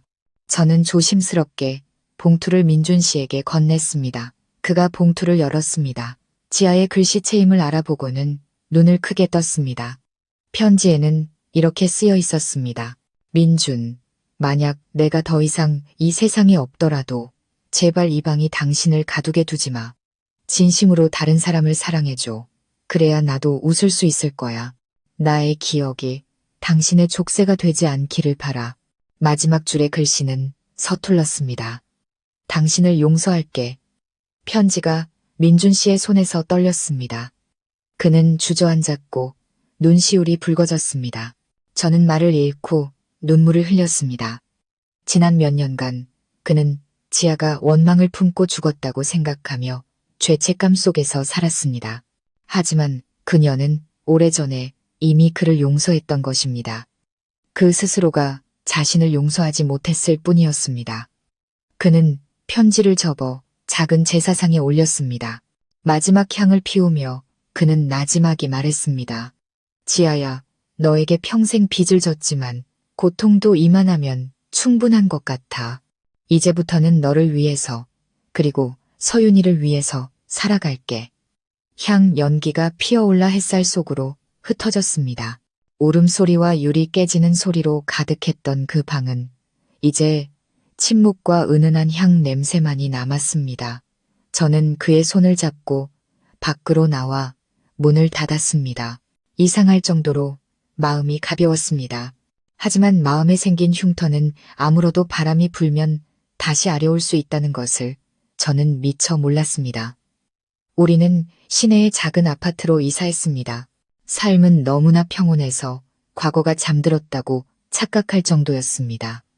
민준 씨는 다시 일을 시작했고 화초를 가꾸고 책을 읽고 가끔 저와 함께 산책을 했습니다. 그 평온한 밤들 속에서 저는 제 인생을 되찾은 것 같았습니다. 그러던 어느 날 저녁 제가 방에서 옷을 개고 있을 때였습니다. 베란다에서 그가 부르는 소리가 들렸습니다. 서윤아, 이리 와서 이것 좀 봐. 제가 나가보니 그는 작은 화분을 들고 있었습니다. 불빛이 그의 얼굴을 따뜻하게 비췄습니다. 이 하얀 국화, 이제 지아 때문이 아니라 너를 위해 심은 거야. 매일 아침 이 꽃을 보면서 우리가 뭘 이겨냈는지 기억하고 싶어. 저는 웃으며 눈물을 글썽였습니다. 그가 다가와 제 눈가에 눈물을 닦아주며 나지막이 말했습니다. 곁에 있어줘서 고마워. 그 순간 우리는 정말로 폭풍우를 헤쳐나왔다고 믿었습니다. 하지만 인생은 원래 예측 불허한 법이죠. 며칠 후 발신인 불명의 소포가 도착했습니다. 상자 안에는 나무, 액자가 들어있었고 그 안에는 민준 씨와 지아의 낡은 웨딩 사진이 있었습니다. 바로 제가 비 오는 밤에 태우려 했던 바로 그 사진이었습니다. 저는 그 자리에 얼어붙었습니다. 손이 떨렸습니다. 사진도 액자도 똑같았습니다. 단지 사진 모서리에 피처럼 붉은 얼룩이 묻어있다는 점만 달랐습니다. 저는 그것을 들고 나가 민준 씨에게 보여주었습니다.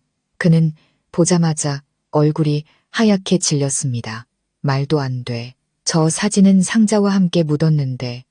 저는 뒤로 물러서며 떨리는 목소리로 물었습니다. 그럼 누가 보낸 거죠? 누가 아직도 이걸 가지고 있는 거죠? 그는 의자에 주저앉아 두 손으로 머리를 감쌌습니다. 그가 그렇게 절망하는 모습은 처음이었습니다. 설마 아직도 지하의 일을 아는 사람이? 그가 중얼거렸습니다. 저는 그를 진정시키려 애썼습니다. 누군가의 장난일 거예요. 이상한 생각하지 마요. 그는 대답 없이 사진만 뚫어지게 쳐다보았습니다. 테이블 위 컵에서 물 한 방울이 떨어져 붉은 얼룩에 스며들자 마치 신선한 피처럼 번져나갔습니다. 그날 밤 민준 씨는 뒤척이며 잠들지 못했습니다. 계속 몸을 뒤척이고 한숨을 쉬었습니다. 제가 그의 손을 만지자 얼음장처럼 차가웠습니다. 너무 생각하지 마요. 내일 버리면 그만이에요. 그는 조용히 고개를 끄덕였지만 그의 머릿속은 수천 개의 질문으로 가득 차 있다는 것을 알았습니다. 다음날 아침 저는 일찍 일어나 차를 끓였습니다. 베란다를 보니 그가 심었던 하얀 국화 화분이 부러져 있었습니다. 꽃이 핀 땅에 어지럽게 흩어져 있었습니다. 제가 허리를 숙여 주우려다 화분 밑에서 이슬에 젖은 작은 종이 조각을 발견했습니다. 거기에는 서툰 글씨로 단 한 줄만 적혀 있었습니다. 과거를 묻을 수 있을 거라고 생각하지 마. 저는 종이를 꽉 쥐었습니다.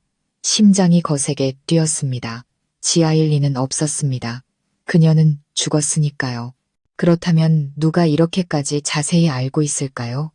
저는 종이를 들고 집으로 들어갔습니다.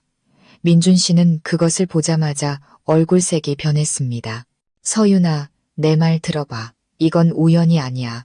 누군가 일부러 모든 걸 다시 파헤치려는 것 같아. 저는 그를 보며 애써 평정을 유지했습니다. 그럼 누구죠? 당신과 지하의 일을 저보다 더 잘하는 사람이요. 그는 말이 없었습니다. 눈빛은 아득한 기억을 더듬는 듯 했습니다. 잠시 후 그가 나지막이 말했습니다. 한 사람 있어. 예전에 지하를 좋아했던 내 친구, 성우. 그때 나와 지하는 아직 그 애한테 말하지 못했는데 사고가 났어. 그 후에 성우는 해외로 떠났고 아무도 연락이 닿지 않았어. 나는 그저 목이 메어왔습니다. 그 사진을 보낸 사람이 그 사람이라고 생각하는 거예요?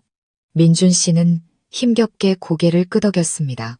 만약 성우라면 그는 복수하려는 거야. 아마 내가 지하를 죽게 만든 원인이라고 생각하겠지. 방 안의 공기가 갑자기 무겁게 가라앉았습니다. 밖에서는 바람이 강하게 불어 문이 삐걱거렸습니다. 소름이 돋았습니다.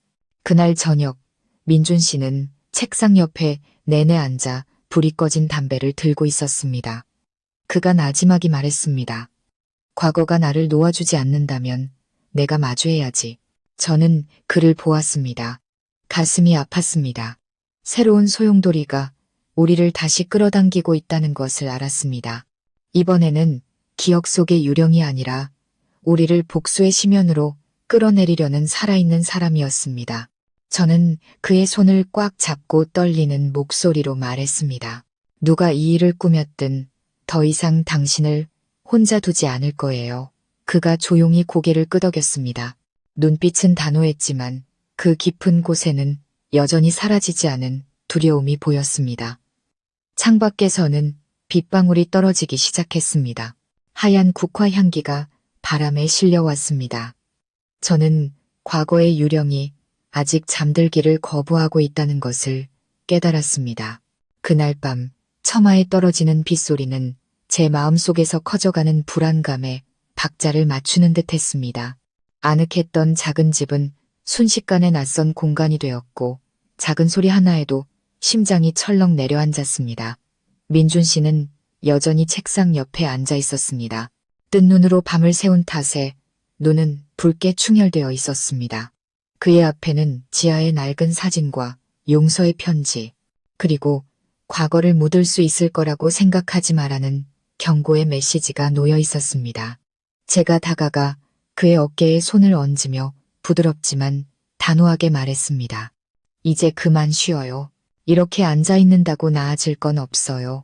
그가 돌아보았습니다. 지친 얼굴에 억지 미소가 걸렸습니다. 눈을 감으면 지아가 보이거나 성우가 보일까봐 무서워. 만약 정말 그가 돌아온 거라면 어떻게 마주해야 할지 모르겠어. 저는 그의 어깨를 가볍게 쥐었습니다. 빚을 모두 갚은 사람처럼 당당하게 마주해요.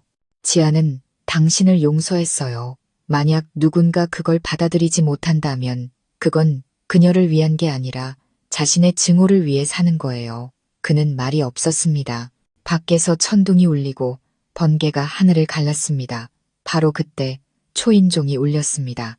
비 오는 밤에 울린 갑작스러운 소리에 우리 둘 다 깜짝 놀랐습니다. 민준 씨가 벌떡 일어섰습니다. 저는 그의 손을 잡았습니다. 제가 나가볼게요. 저는 문으로 다가가 렌즈를 통해 밖을 보았습니다. 비를 맞으며 서 있는 한 남자. 키가 크고 말랐으며 검은 옷을 입고 모자를 푹 눌렀어 얼굴이 보이지 않았습니다. 제가 크게 물었습니다. 누구세요?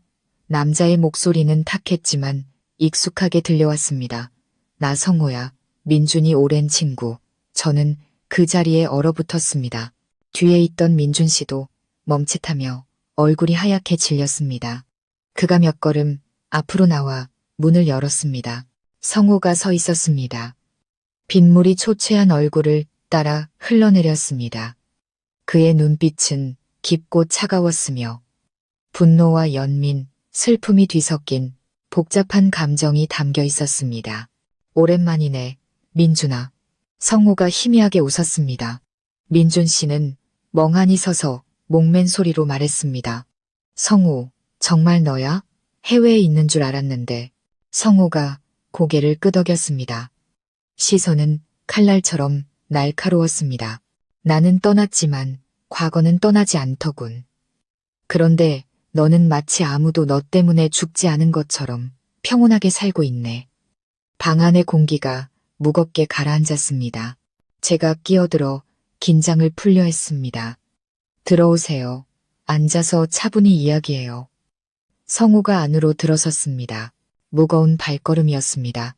그는 방 안을 둘러보다가 책상 위에 놓인 지아의 사진에 시선이 멈췄습니다. 어둠으로 가득했던 그의 눈에 순간적인 고통이 스쳐 지나갔습니다. 그가 나지막이 하지만 한 글자 한 글자 힘주어 말했습니다. 아직도 그녀 사진을 가지고 있구나. 왜 가지고 있는 거지? 죄를 씻으려고. 아니면 네가 그녀의 목숨을 앗아갔다는 걸 스스로에게 상기시키려고.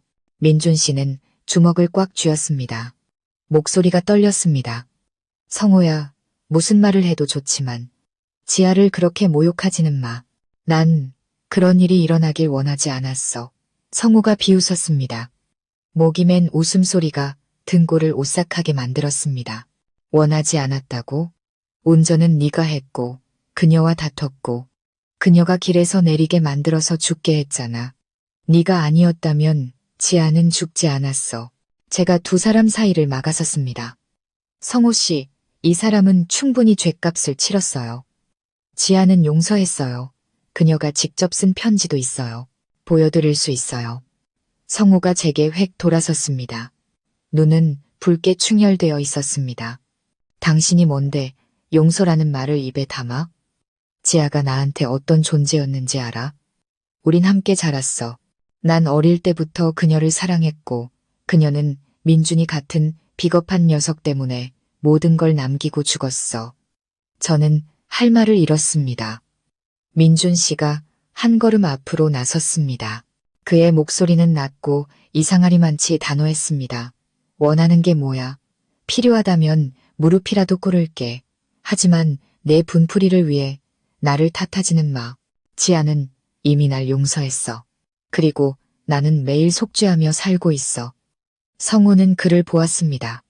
희미한 미소는 사라지고 침묵이 찾아왔습니다. 바람이 창틈으로 불어와 불빛이 흔들렸습니다. 마침내 그가 나지막이 말했습니다. 속죄. 몇 년 고통스럽게 살면 충분하다고 생각해. 넌 몰라. 난 눈을 감을 때마다 지아의 비명소리가 들리고 그녀가 낭떠러지로 떨어지는 게 보여. 이 고통은 너만 겪는 게 아니야. 저는 소름이 돋았습니다. 성호의 눈에 비친 상처는 너무나 현실적이고 깊어서 방 안의 공기가 얼어붙는 것 같았습니다. 민준 씨가 다가가 성호의 어깨에 손을 얹었습니다. 성호야, 미안하다. 하지만 지아는 우리가 서로 미워하길 원하지 않을 거야. 그녀의 기억 때문에 우리가 죽어가길 바라지 않을 거라고. 성호는 말이 없었습니다. 눈에 눈물이 고였지만 그는 이내 고개를 돌려 억지 미소 뒤로 감추었습니다. 내 설교 들으러 온 거 아니야, 민준아. 이걸 돌려주러 왔지. 그가 옷 속에서 작은 나무 상자를 꺼냈습니다.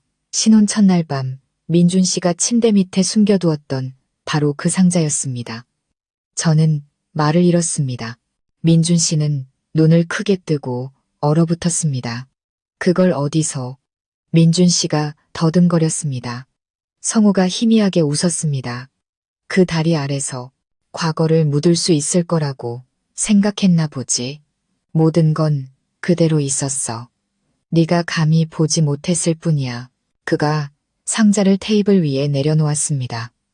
나무가 부딪히는 소리가 과거의 문을 두드리는 소리처럼 건조하게 울렸습니다. 민준 씨가 떨리는 손으로 뚜껑을 열었습니다. 안에는 여전히 지하에 낡은 편지들이 있었지만 이제는 물에 젖어 글씨가 번져 있었습니다. 편지 더미 사이에는 새로운 물건이 하나 있었습니다. 불에 그을려 검게 변하고 찌그러진 결혼 반지였습니다. 민준 씨가 손을 뻗어 만졌습니다. 손가락이 떨렸습니다. 이 반지는 지아가 사고 나던 날 끼고 있었는데 성호가 차갑게 말했습니다. 차가 떨어진 곳을 다시 뒤져서 찾았어. 기억하려고 간직했지. 이제 너한테 돌려줄게. 잘 간직하고 그녀가 누구 때문에 죽었는지 기억해. 제가 소리쳤습니다. 그만해요. 그렇게 한다고 지아가 살아 돌아오기라도 하나요? 성호가 저를 돌아보며 씁쓸하게 웃었습니다.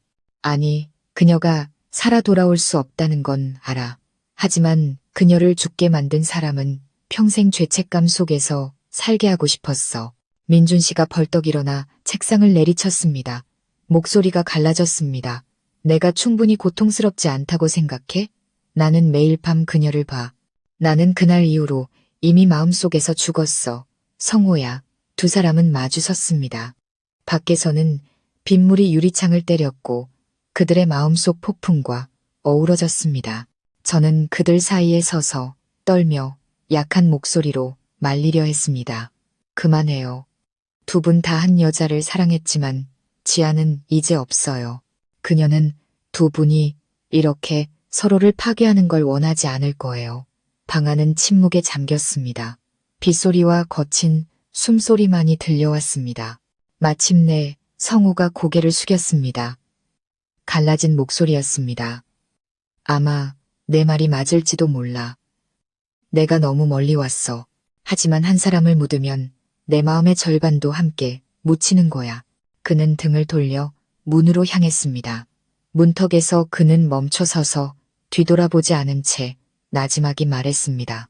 민준아, 나와 그녀 목까지 살아줘. 그렇지 않으면 그녀가 겪은 모든 게 무의미해지잖아. 문이 닫히고 적막한 공간이 남았습니다. 민준 씨는 주저앉아 두 손으로 얼굴을 감쌌습니다. 제가 다가가 그를 안아주었습니다. 그는 울었습니다. 처음으로 지아를 위해서가 아니라 과거에 시달렸던 모든 세월을 위해 진심으로 울었습니다. 저는 그의 등을 부드럽게 쓸어주며 목맨 소리로 말했습니다. 과거는 끝났어요, 민준 씨. 더 이상 누구도 당신을 과거로 끌어내리게 두지 마요. 그가 고개를 들었습니다. 붉게 충혈된 눈으로 조용히 고개를 끄덕였습니다. 노력할게. 이번엔 정말이야. 밖에서는 여전히 비가 내렸지만 하늘은 점차 밝아지고 있었습니다. 번개는 멎고 폭풍의 끝에서 희미한 빛이 보였습니다. 저는 고개를 들어 아무리 어둠이 짙어도 사람이 마주하기만 한다면 더는 후회 속에 갇히지 않을 것이라는 작은 믿음을 품었습니다. 하지만 모든 것이 끝났다고 생각했을 때 가장 끔찍한 일이 여전히 밖에서 기다리고 있다는 것을 저는 미처 몰랐습니다. 성우가 다녀간 후 우리 집은 마치 숨을 죽인 채 사는 것 같았습니다. 초인종 소리, 문자 알림음, 문이 열리는 소리, 하나하나에 심장이 악몽을 꾼 것처럼 요동쳤습니다. 민준 씨는 변했습니다. 더 조심스러워졌고 말수도 줄었지만 얼굴에는 항상 슬픔이 묻어 있었습니다. 저는 그에게 평온을 주려 애썼지만 우리 사이에는 아물기 힘든 균열처럼 불안과 의심이 자리 잡았습니다. 그날 밤은 보슬비가 내렸습니다. 옷을 다 개고 침대에 누우려는데 작은 노크 소리가 들렸습니다. 시계는 이미 11시를 넘어가고 있었습니다. 누가 올 거라는 연락도 없었기에 의아했습니다. 문을 열고 틈으로 내다보았지만 복도는 텅 비어 있었고 희미한 노란 불빛만이 비추고 있었습니다. 돌아섰을 때 거실 바닥에 반듯하게 놓인 편지 봉투 하나를 발견했습니다. 우표도 발신인도 없었습니다. 봉투 위에는 서툰 글씨로 단 한 줄이 적혀 있었습니다. 오늘 밤은 편의자. 등골이 오싹해졌습니다. 떨리는 손으로 봉투를 들고 조용히 민준 씨를 불렀습니다. 그는 아직 불을 끄지 않고 책상에 엎드려 있었습니다. 그가 봉투를 보자 얼굴이 하얗게 질렸습니다. 그는 편지를 읽고 중얼거렸습니다. 또 그 자식 장난인가? 아니면 다른 누구지? 저는 대답할 용기가 없어 그저 멍하니 서 있었습니다. 민준 씨는 손가락 마디가 하얗게 될 때까지 종이를 꽉 쥐었습니다. 그가 작게 말했습니다. 문 잠그고 오늘 밤엔 절대 밖에 나가지 마. 저는 그의 말대로 했습니다. 현관문은 이중으로 잠갔고 모든 잠금 장치를 확인하고 커튼을 치고 창문까지 걸어 잠갔습니다. 모든 조치를 취했지만 여전히 온몸이 떨렸습니다. 밤새 빗소리는 제 마음을 두드리는 듯 했습니다. 민준 씨는 이불 속에서 계속 뒤척이다가 이따금 벌떡 일어나 잠 못 드는 사람처럼 서성였습니다. 저는 그를 안고 그의 가슴에 머리를 기댔습니다. 그의 심장이 세차게 뛰는 것이 느껴졌습니다. 괜찮을 거예요. 저는 그를 위로하며 제 자신을 다독였습니다. 한밤중 저는 타는 냄새에 깜짝 놀라 잠에서 깼습니다. 얇은 연기 한 줄기가 거실 문틈으로 새어 들어오고 있었습니다. 벌떡 일어났습니다. 무슨 일인지 파악하기도 전에 아파트의 화재 경보기가 울리기 시작했습니다. 온 층이 깨어나는 것 같았습니다. 저는 급히 이불을 몸에 두르고 거실로 달려나갔습니다. 현관문은 여전히 잠겨 있었지만 잡동사니를 넣어두는 창고문이 살짝 열려 있었습니다. 버려진 종이 상자 근처에서 작은 불길이 타오르며 연기가 피어오르고 있었습니다. 저는 소스라치게 놀랐습니다. 누가 불을 낸 건지 손발이 떨렸습니다. 민준 씨는 거친 숨을 몰아쉬며 눈을 크게 떴습니다. 우리는 즉시 젖은 이불로 불을 껐습니다. 불은 금방 꺼졌고 그을음과 매캐한 냄새만을 남겼습니다. 저는 떨면서 흐느꼈습니다. 민준 씨는 저를 꽉 안아주었지만 그의 팔도 떨리고 있었습니다. 모든 방을 확인한 후 저는 창틀에서 작은 긁힌 자국을 발견했습니다. 마치 누군가 조심스럽게 창문을 넘어와 위협하거나 소동을 일으키기 위해 구석에 일부러 불을 붙인 것 같았습니다. 불길이 가장 가까웠던 구석에는 불에 그을린 종이 조각이 있었습니다. 묻을 수 있을 거라고 생각하지 마라는 몇 글자를 간신히 읽을 수 있었습니다. 저는 종이를 들었습니다. 심장이 꽉 조여오는 것 같았습니다. 다음 날 아침 우리는 아파트 관리사무소와 경찰에 이 일을 신고했습니다. 경찰이 와서 진술을 받고 현장 사진을 찍었습니다. 그들은 안전을 위해 당분간 친척 집에 머무를 것을 권했습니다. 저는 민준 씨를 보았습니다. 그는 몇 살은 더 늙어 보였습니다. 애써 참는 듯 했지만 눈은 붉고 지쳐 있었습니다. 제가 그때 원했던 것은 과거를 잊고 모든 것을 떠나 안전한 곳으로 가는 것뿐이었습니다. 하지만 마음 깊은 곳에서는 알고 있었습니다. 누군가가 우리를 과거로 끌어내려 그들이 생각하는 정의와 마주하게 하려 한다는 것을. 경찰은 많은 것을 물었습니다. 누군가 우리를 겁주려 하거나 복수하려는 의도일 가능성이 있다고 했습니다. 그들은 CCTV를 확인하고 며칠간 경비를 강화하겠다고 했습니다. 경찰관들이 떠나자 민준 씨는 의자에 주저앉아 얼굴을 감쌌습니다. 저는 그의 옆에 앉아 손을 잡았습니다. 성호 씨 짓이라고 생각해요? 제가 물었습니다. 민준 씨는 고개를 저으며 목맨 소리로 말했습니다. 모르겠어. 성호가 나를 혐오할 수는 있지만 남의 집에 불을 지를 만큼 무모할까? 어쩌면 다른 사람일지도 몰라. 그 상처를 영원히 간직하고 싶은 누군가. 그날 집안의 시간은 느리게 흘러갔습니다. 어머니께서 전화하셔서 며칠간 시골에 내려와 있으라고 하셨습니다. 하지만 민준 씨는 경찰 수사에 협조하기 위해 남고 싶다고 했습니다. 그의 죄책감을 이해할 수 있었습니다. 그는 책임을 지고 끝까지 결과에 맞서고 싶어 했습니다. 저는 그런 그를 사랑했지만 온전히 그의 탓만은 아닌 짐에 짓눌려 있는 그를 보니 마음이 아팠습니다. 늦은 오후 모두가 떠나고 저는 혼자 연기로 인한 얼룩을 청소했습니다. 방에 들어갔을 때 작은 나무 상자가 책상 위에 반듯하게 놓여 있는 것을 보았습니다. 뚜껑은 닫혀 있었습니다. 심장이 철렁 내려앉았습니다. 관련된 모든 물건은 분명히 버렸는데 저는 주위를 둘러보았지만 집에는 아무도 없었습니다. 혼란스러운 마음으로 상자를 들어 뚜껑을 열었습니다. 가장자리가 타버린 편지들 사이에 타지 않은 새 종이 한 장이 있었습니다. 차갑고 반듯한 글씨체였습니다. 살고 싶으면 그녀의 말을 들어. 진실을 알기 전까지 절대 헤어지지 마. 저는 그 자리에 굳어버렸습니다. 종이 위에 잉크는 방금 쓴 것처럼 아직 젖어 있었습니다. 저는 민준 씨에게 전화했습니다. 지금 당장 집으로 와요. 우리가 함께 그 종이를 읽었을 때 방 안의 공기는 얼어붙는 것 같았습니다. 진실이라니 민준 씨가 속삭였습니다. 그의 눈에 또 다른 긴장감이 스쳤습니다. 누가 진실을 알고 그 진실이라는 게 대체 뭐지? 저는 우리가 이사할 때 민준 씨가 제사상에 올렸던 아직 열어보지 않은 지하의 편지가 생각났습니다. 그리고 성우가 했던 말도 떠올랐습니다. 무언가 숨겨져 있거나 누군가 일부러 마지막 조각을 숨겨 우리의 인생을 조종하려 한다는 생각. 그날 밤 우리는 잠들지 못했습니다. 민준 씨는 모든 것을 다시 뒤지며 단서를 찾았습니다. 저는 창가에 서서 반짝이는 도시의 야경을 보며 우리의 삶이 누군가에 의해 짜인 각본에 불과한 것은 아닌지 생각했습니다. 저는 스스로에게 다짐했습니다.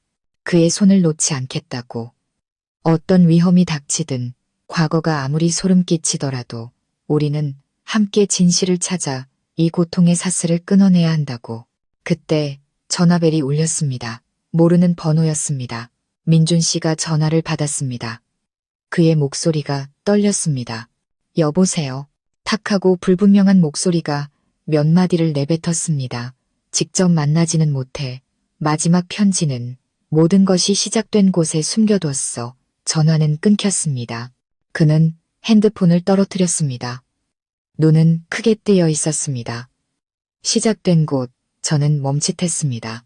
나무다리, 지아와 민준 씨가 데이트했던 그 장소가 떠올랐습니다. 만약 아직 읽지 않은 편지가 하나 더 있다면 그 편지는 지아가 남긴 마지막 무언가, 누군가가 감추려 하거나 두 사람이 마주해야만 하는 진실을 드러낼지도 모릅니다. 저는 이불을 끌어와 민준 씨를 꽉 안았습니다. 밖에서는 여전히 비가 세차게 내렸습니다. 마치 저 더러운 얼룩들을 씻어내려는 듯했지만 비는 오히려 모든 것을 희미하고 불분명하게 만들 뿐이었습니다.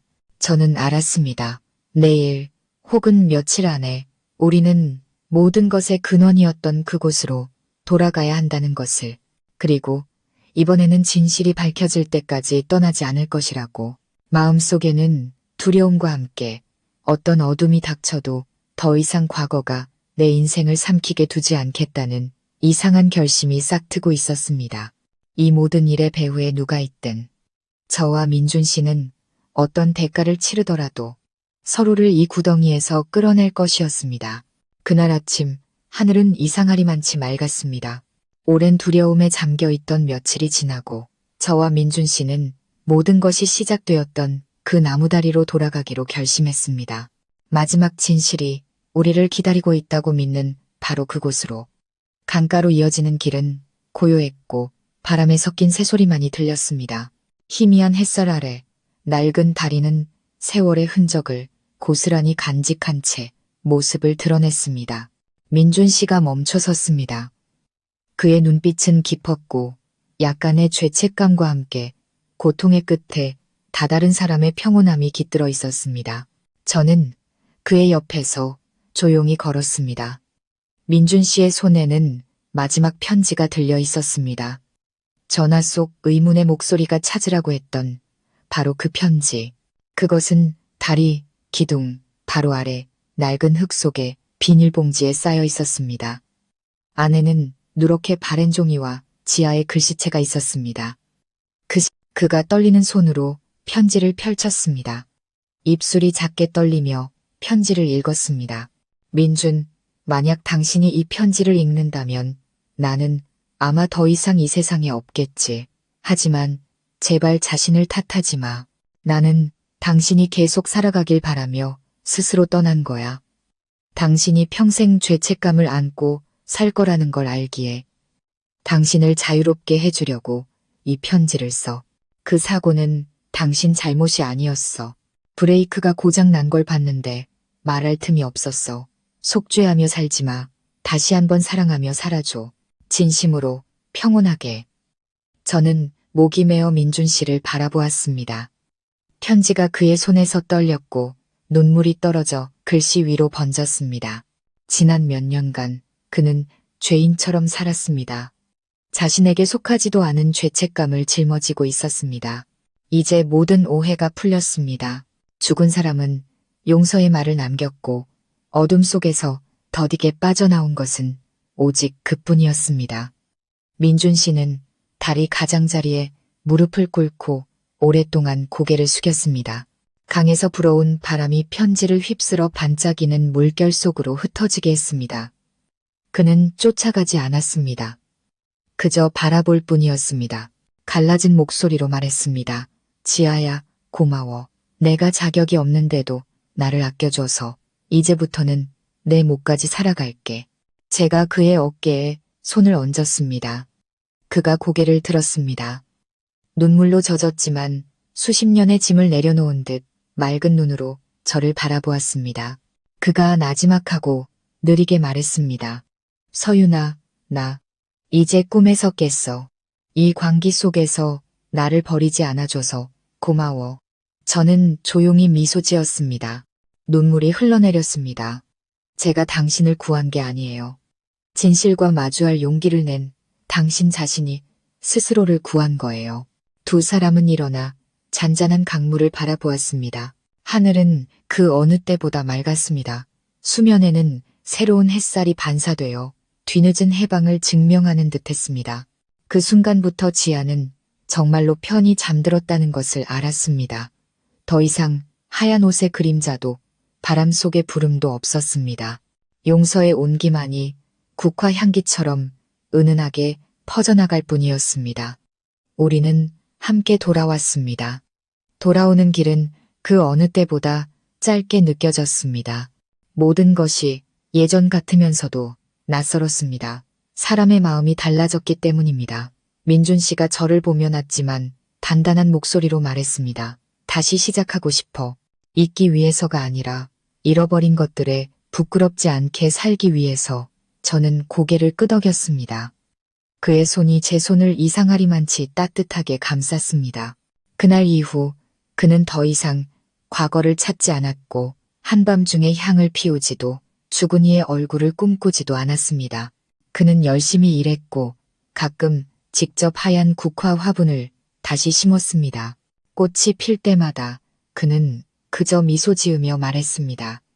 지아가 우리를 보며 웃어주는 방식이야. 저는 깨달았습니다. 어떤 고통은 지울 수 없지만 너그러운 마음으로 마주하면 부드러운 기억으로 변한다는 것을. 하지만 후회를 붙잡고 있으면 과거는 현재 속의 지옥이 된다는 것도요.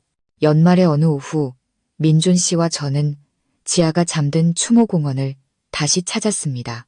그는 하얀 국화 다발을 내려놓고 향을 피운 뒤 나지막이 말했습니다. 나와 서윤이 잘 살게. 걱정하지 마. 바람이 나무 사이를 스쳐 지나가며 나무잎이 흩날렸습니다. 저는 조용히 고개를 숙이며 한 번도 만난 적 없지만 진정한 사랑이 무엇인지 깨닫게 해준 그 여자에게 마음속으로 감사를 전했습니다. 사랑은 붙잡는 것이 아니라 놓아줄 줄 아는 것이라는 것을. 돌아오는 길에 민준 씨가 저를 돌아보며 바람처럼 가벼운 목소리로 말했습니다. 서윤아, 사람은 때로 어둠을 지나야 빛을 볼 수 있나 봐. 네가 없었다면 나는 영원히 밤속에 있었을 거야. 저는 그의 손을 잡고 평온하지만 벅찬 목소리로 대답했습니다. 그리고 저는 당신이 없었다면 용서가 때로는 사랑보다 강하다는 걸 몰랐을 거예요. 우리는 서로를 보며 함께 미소 지었습니다. 모든 고통, 모든 악몽, 모든 상처는 아물었습니다.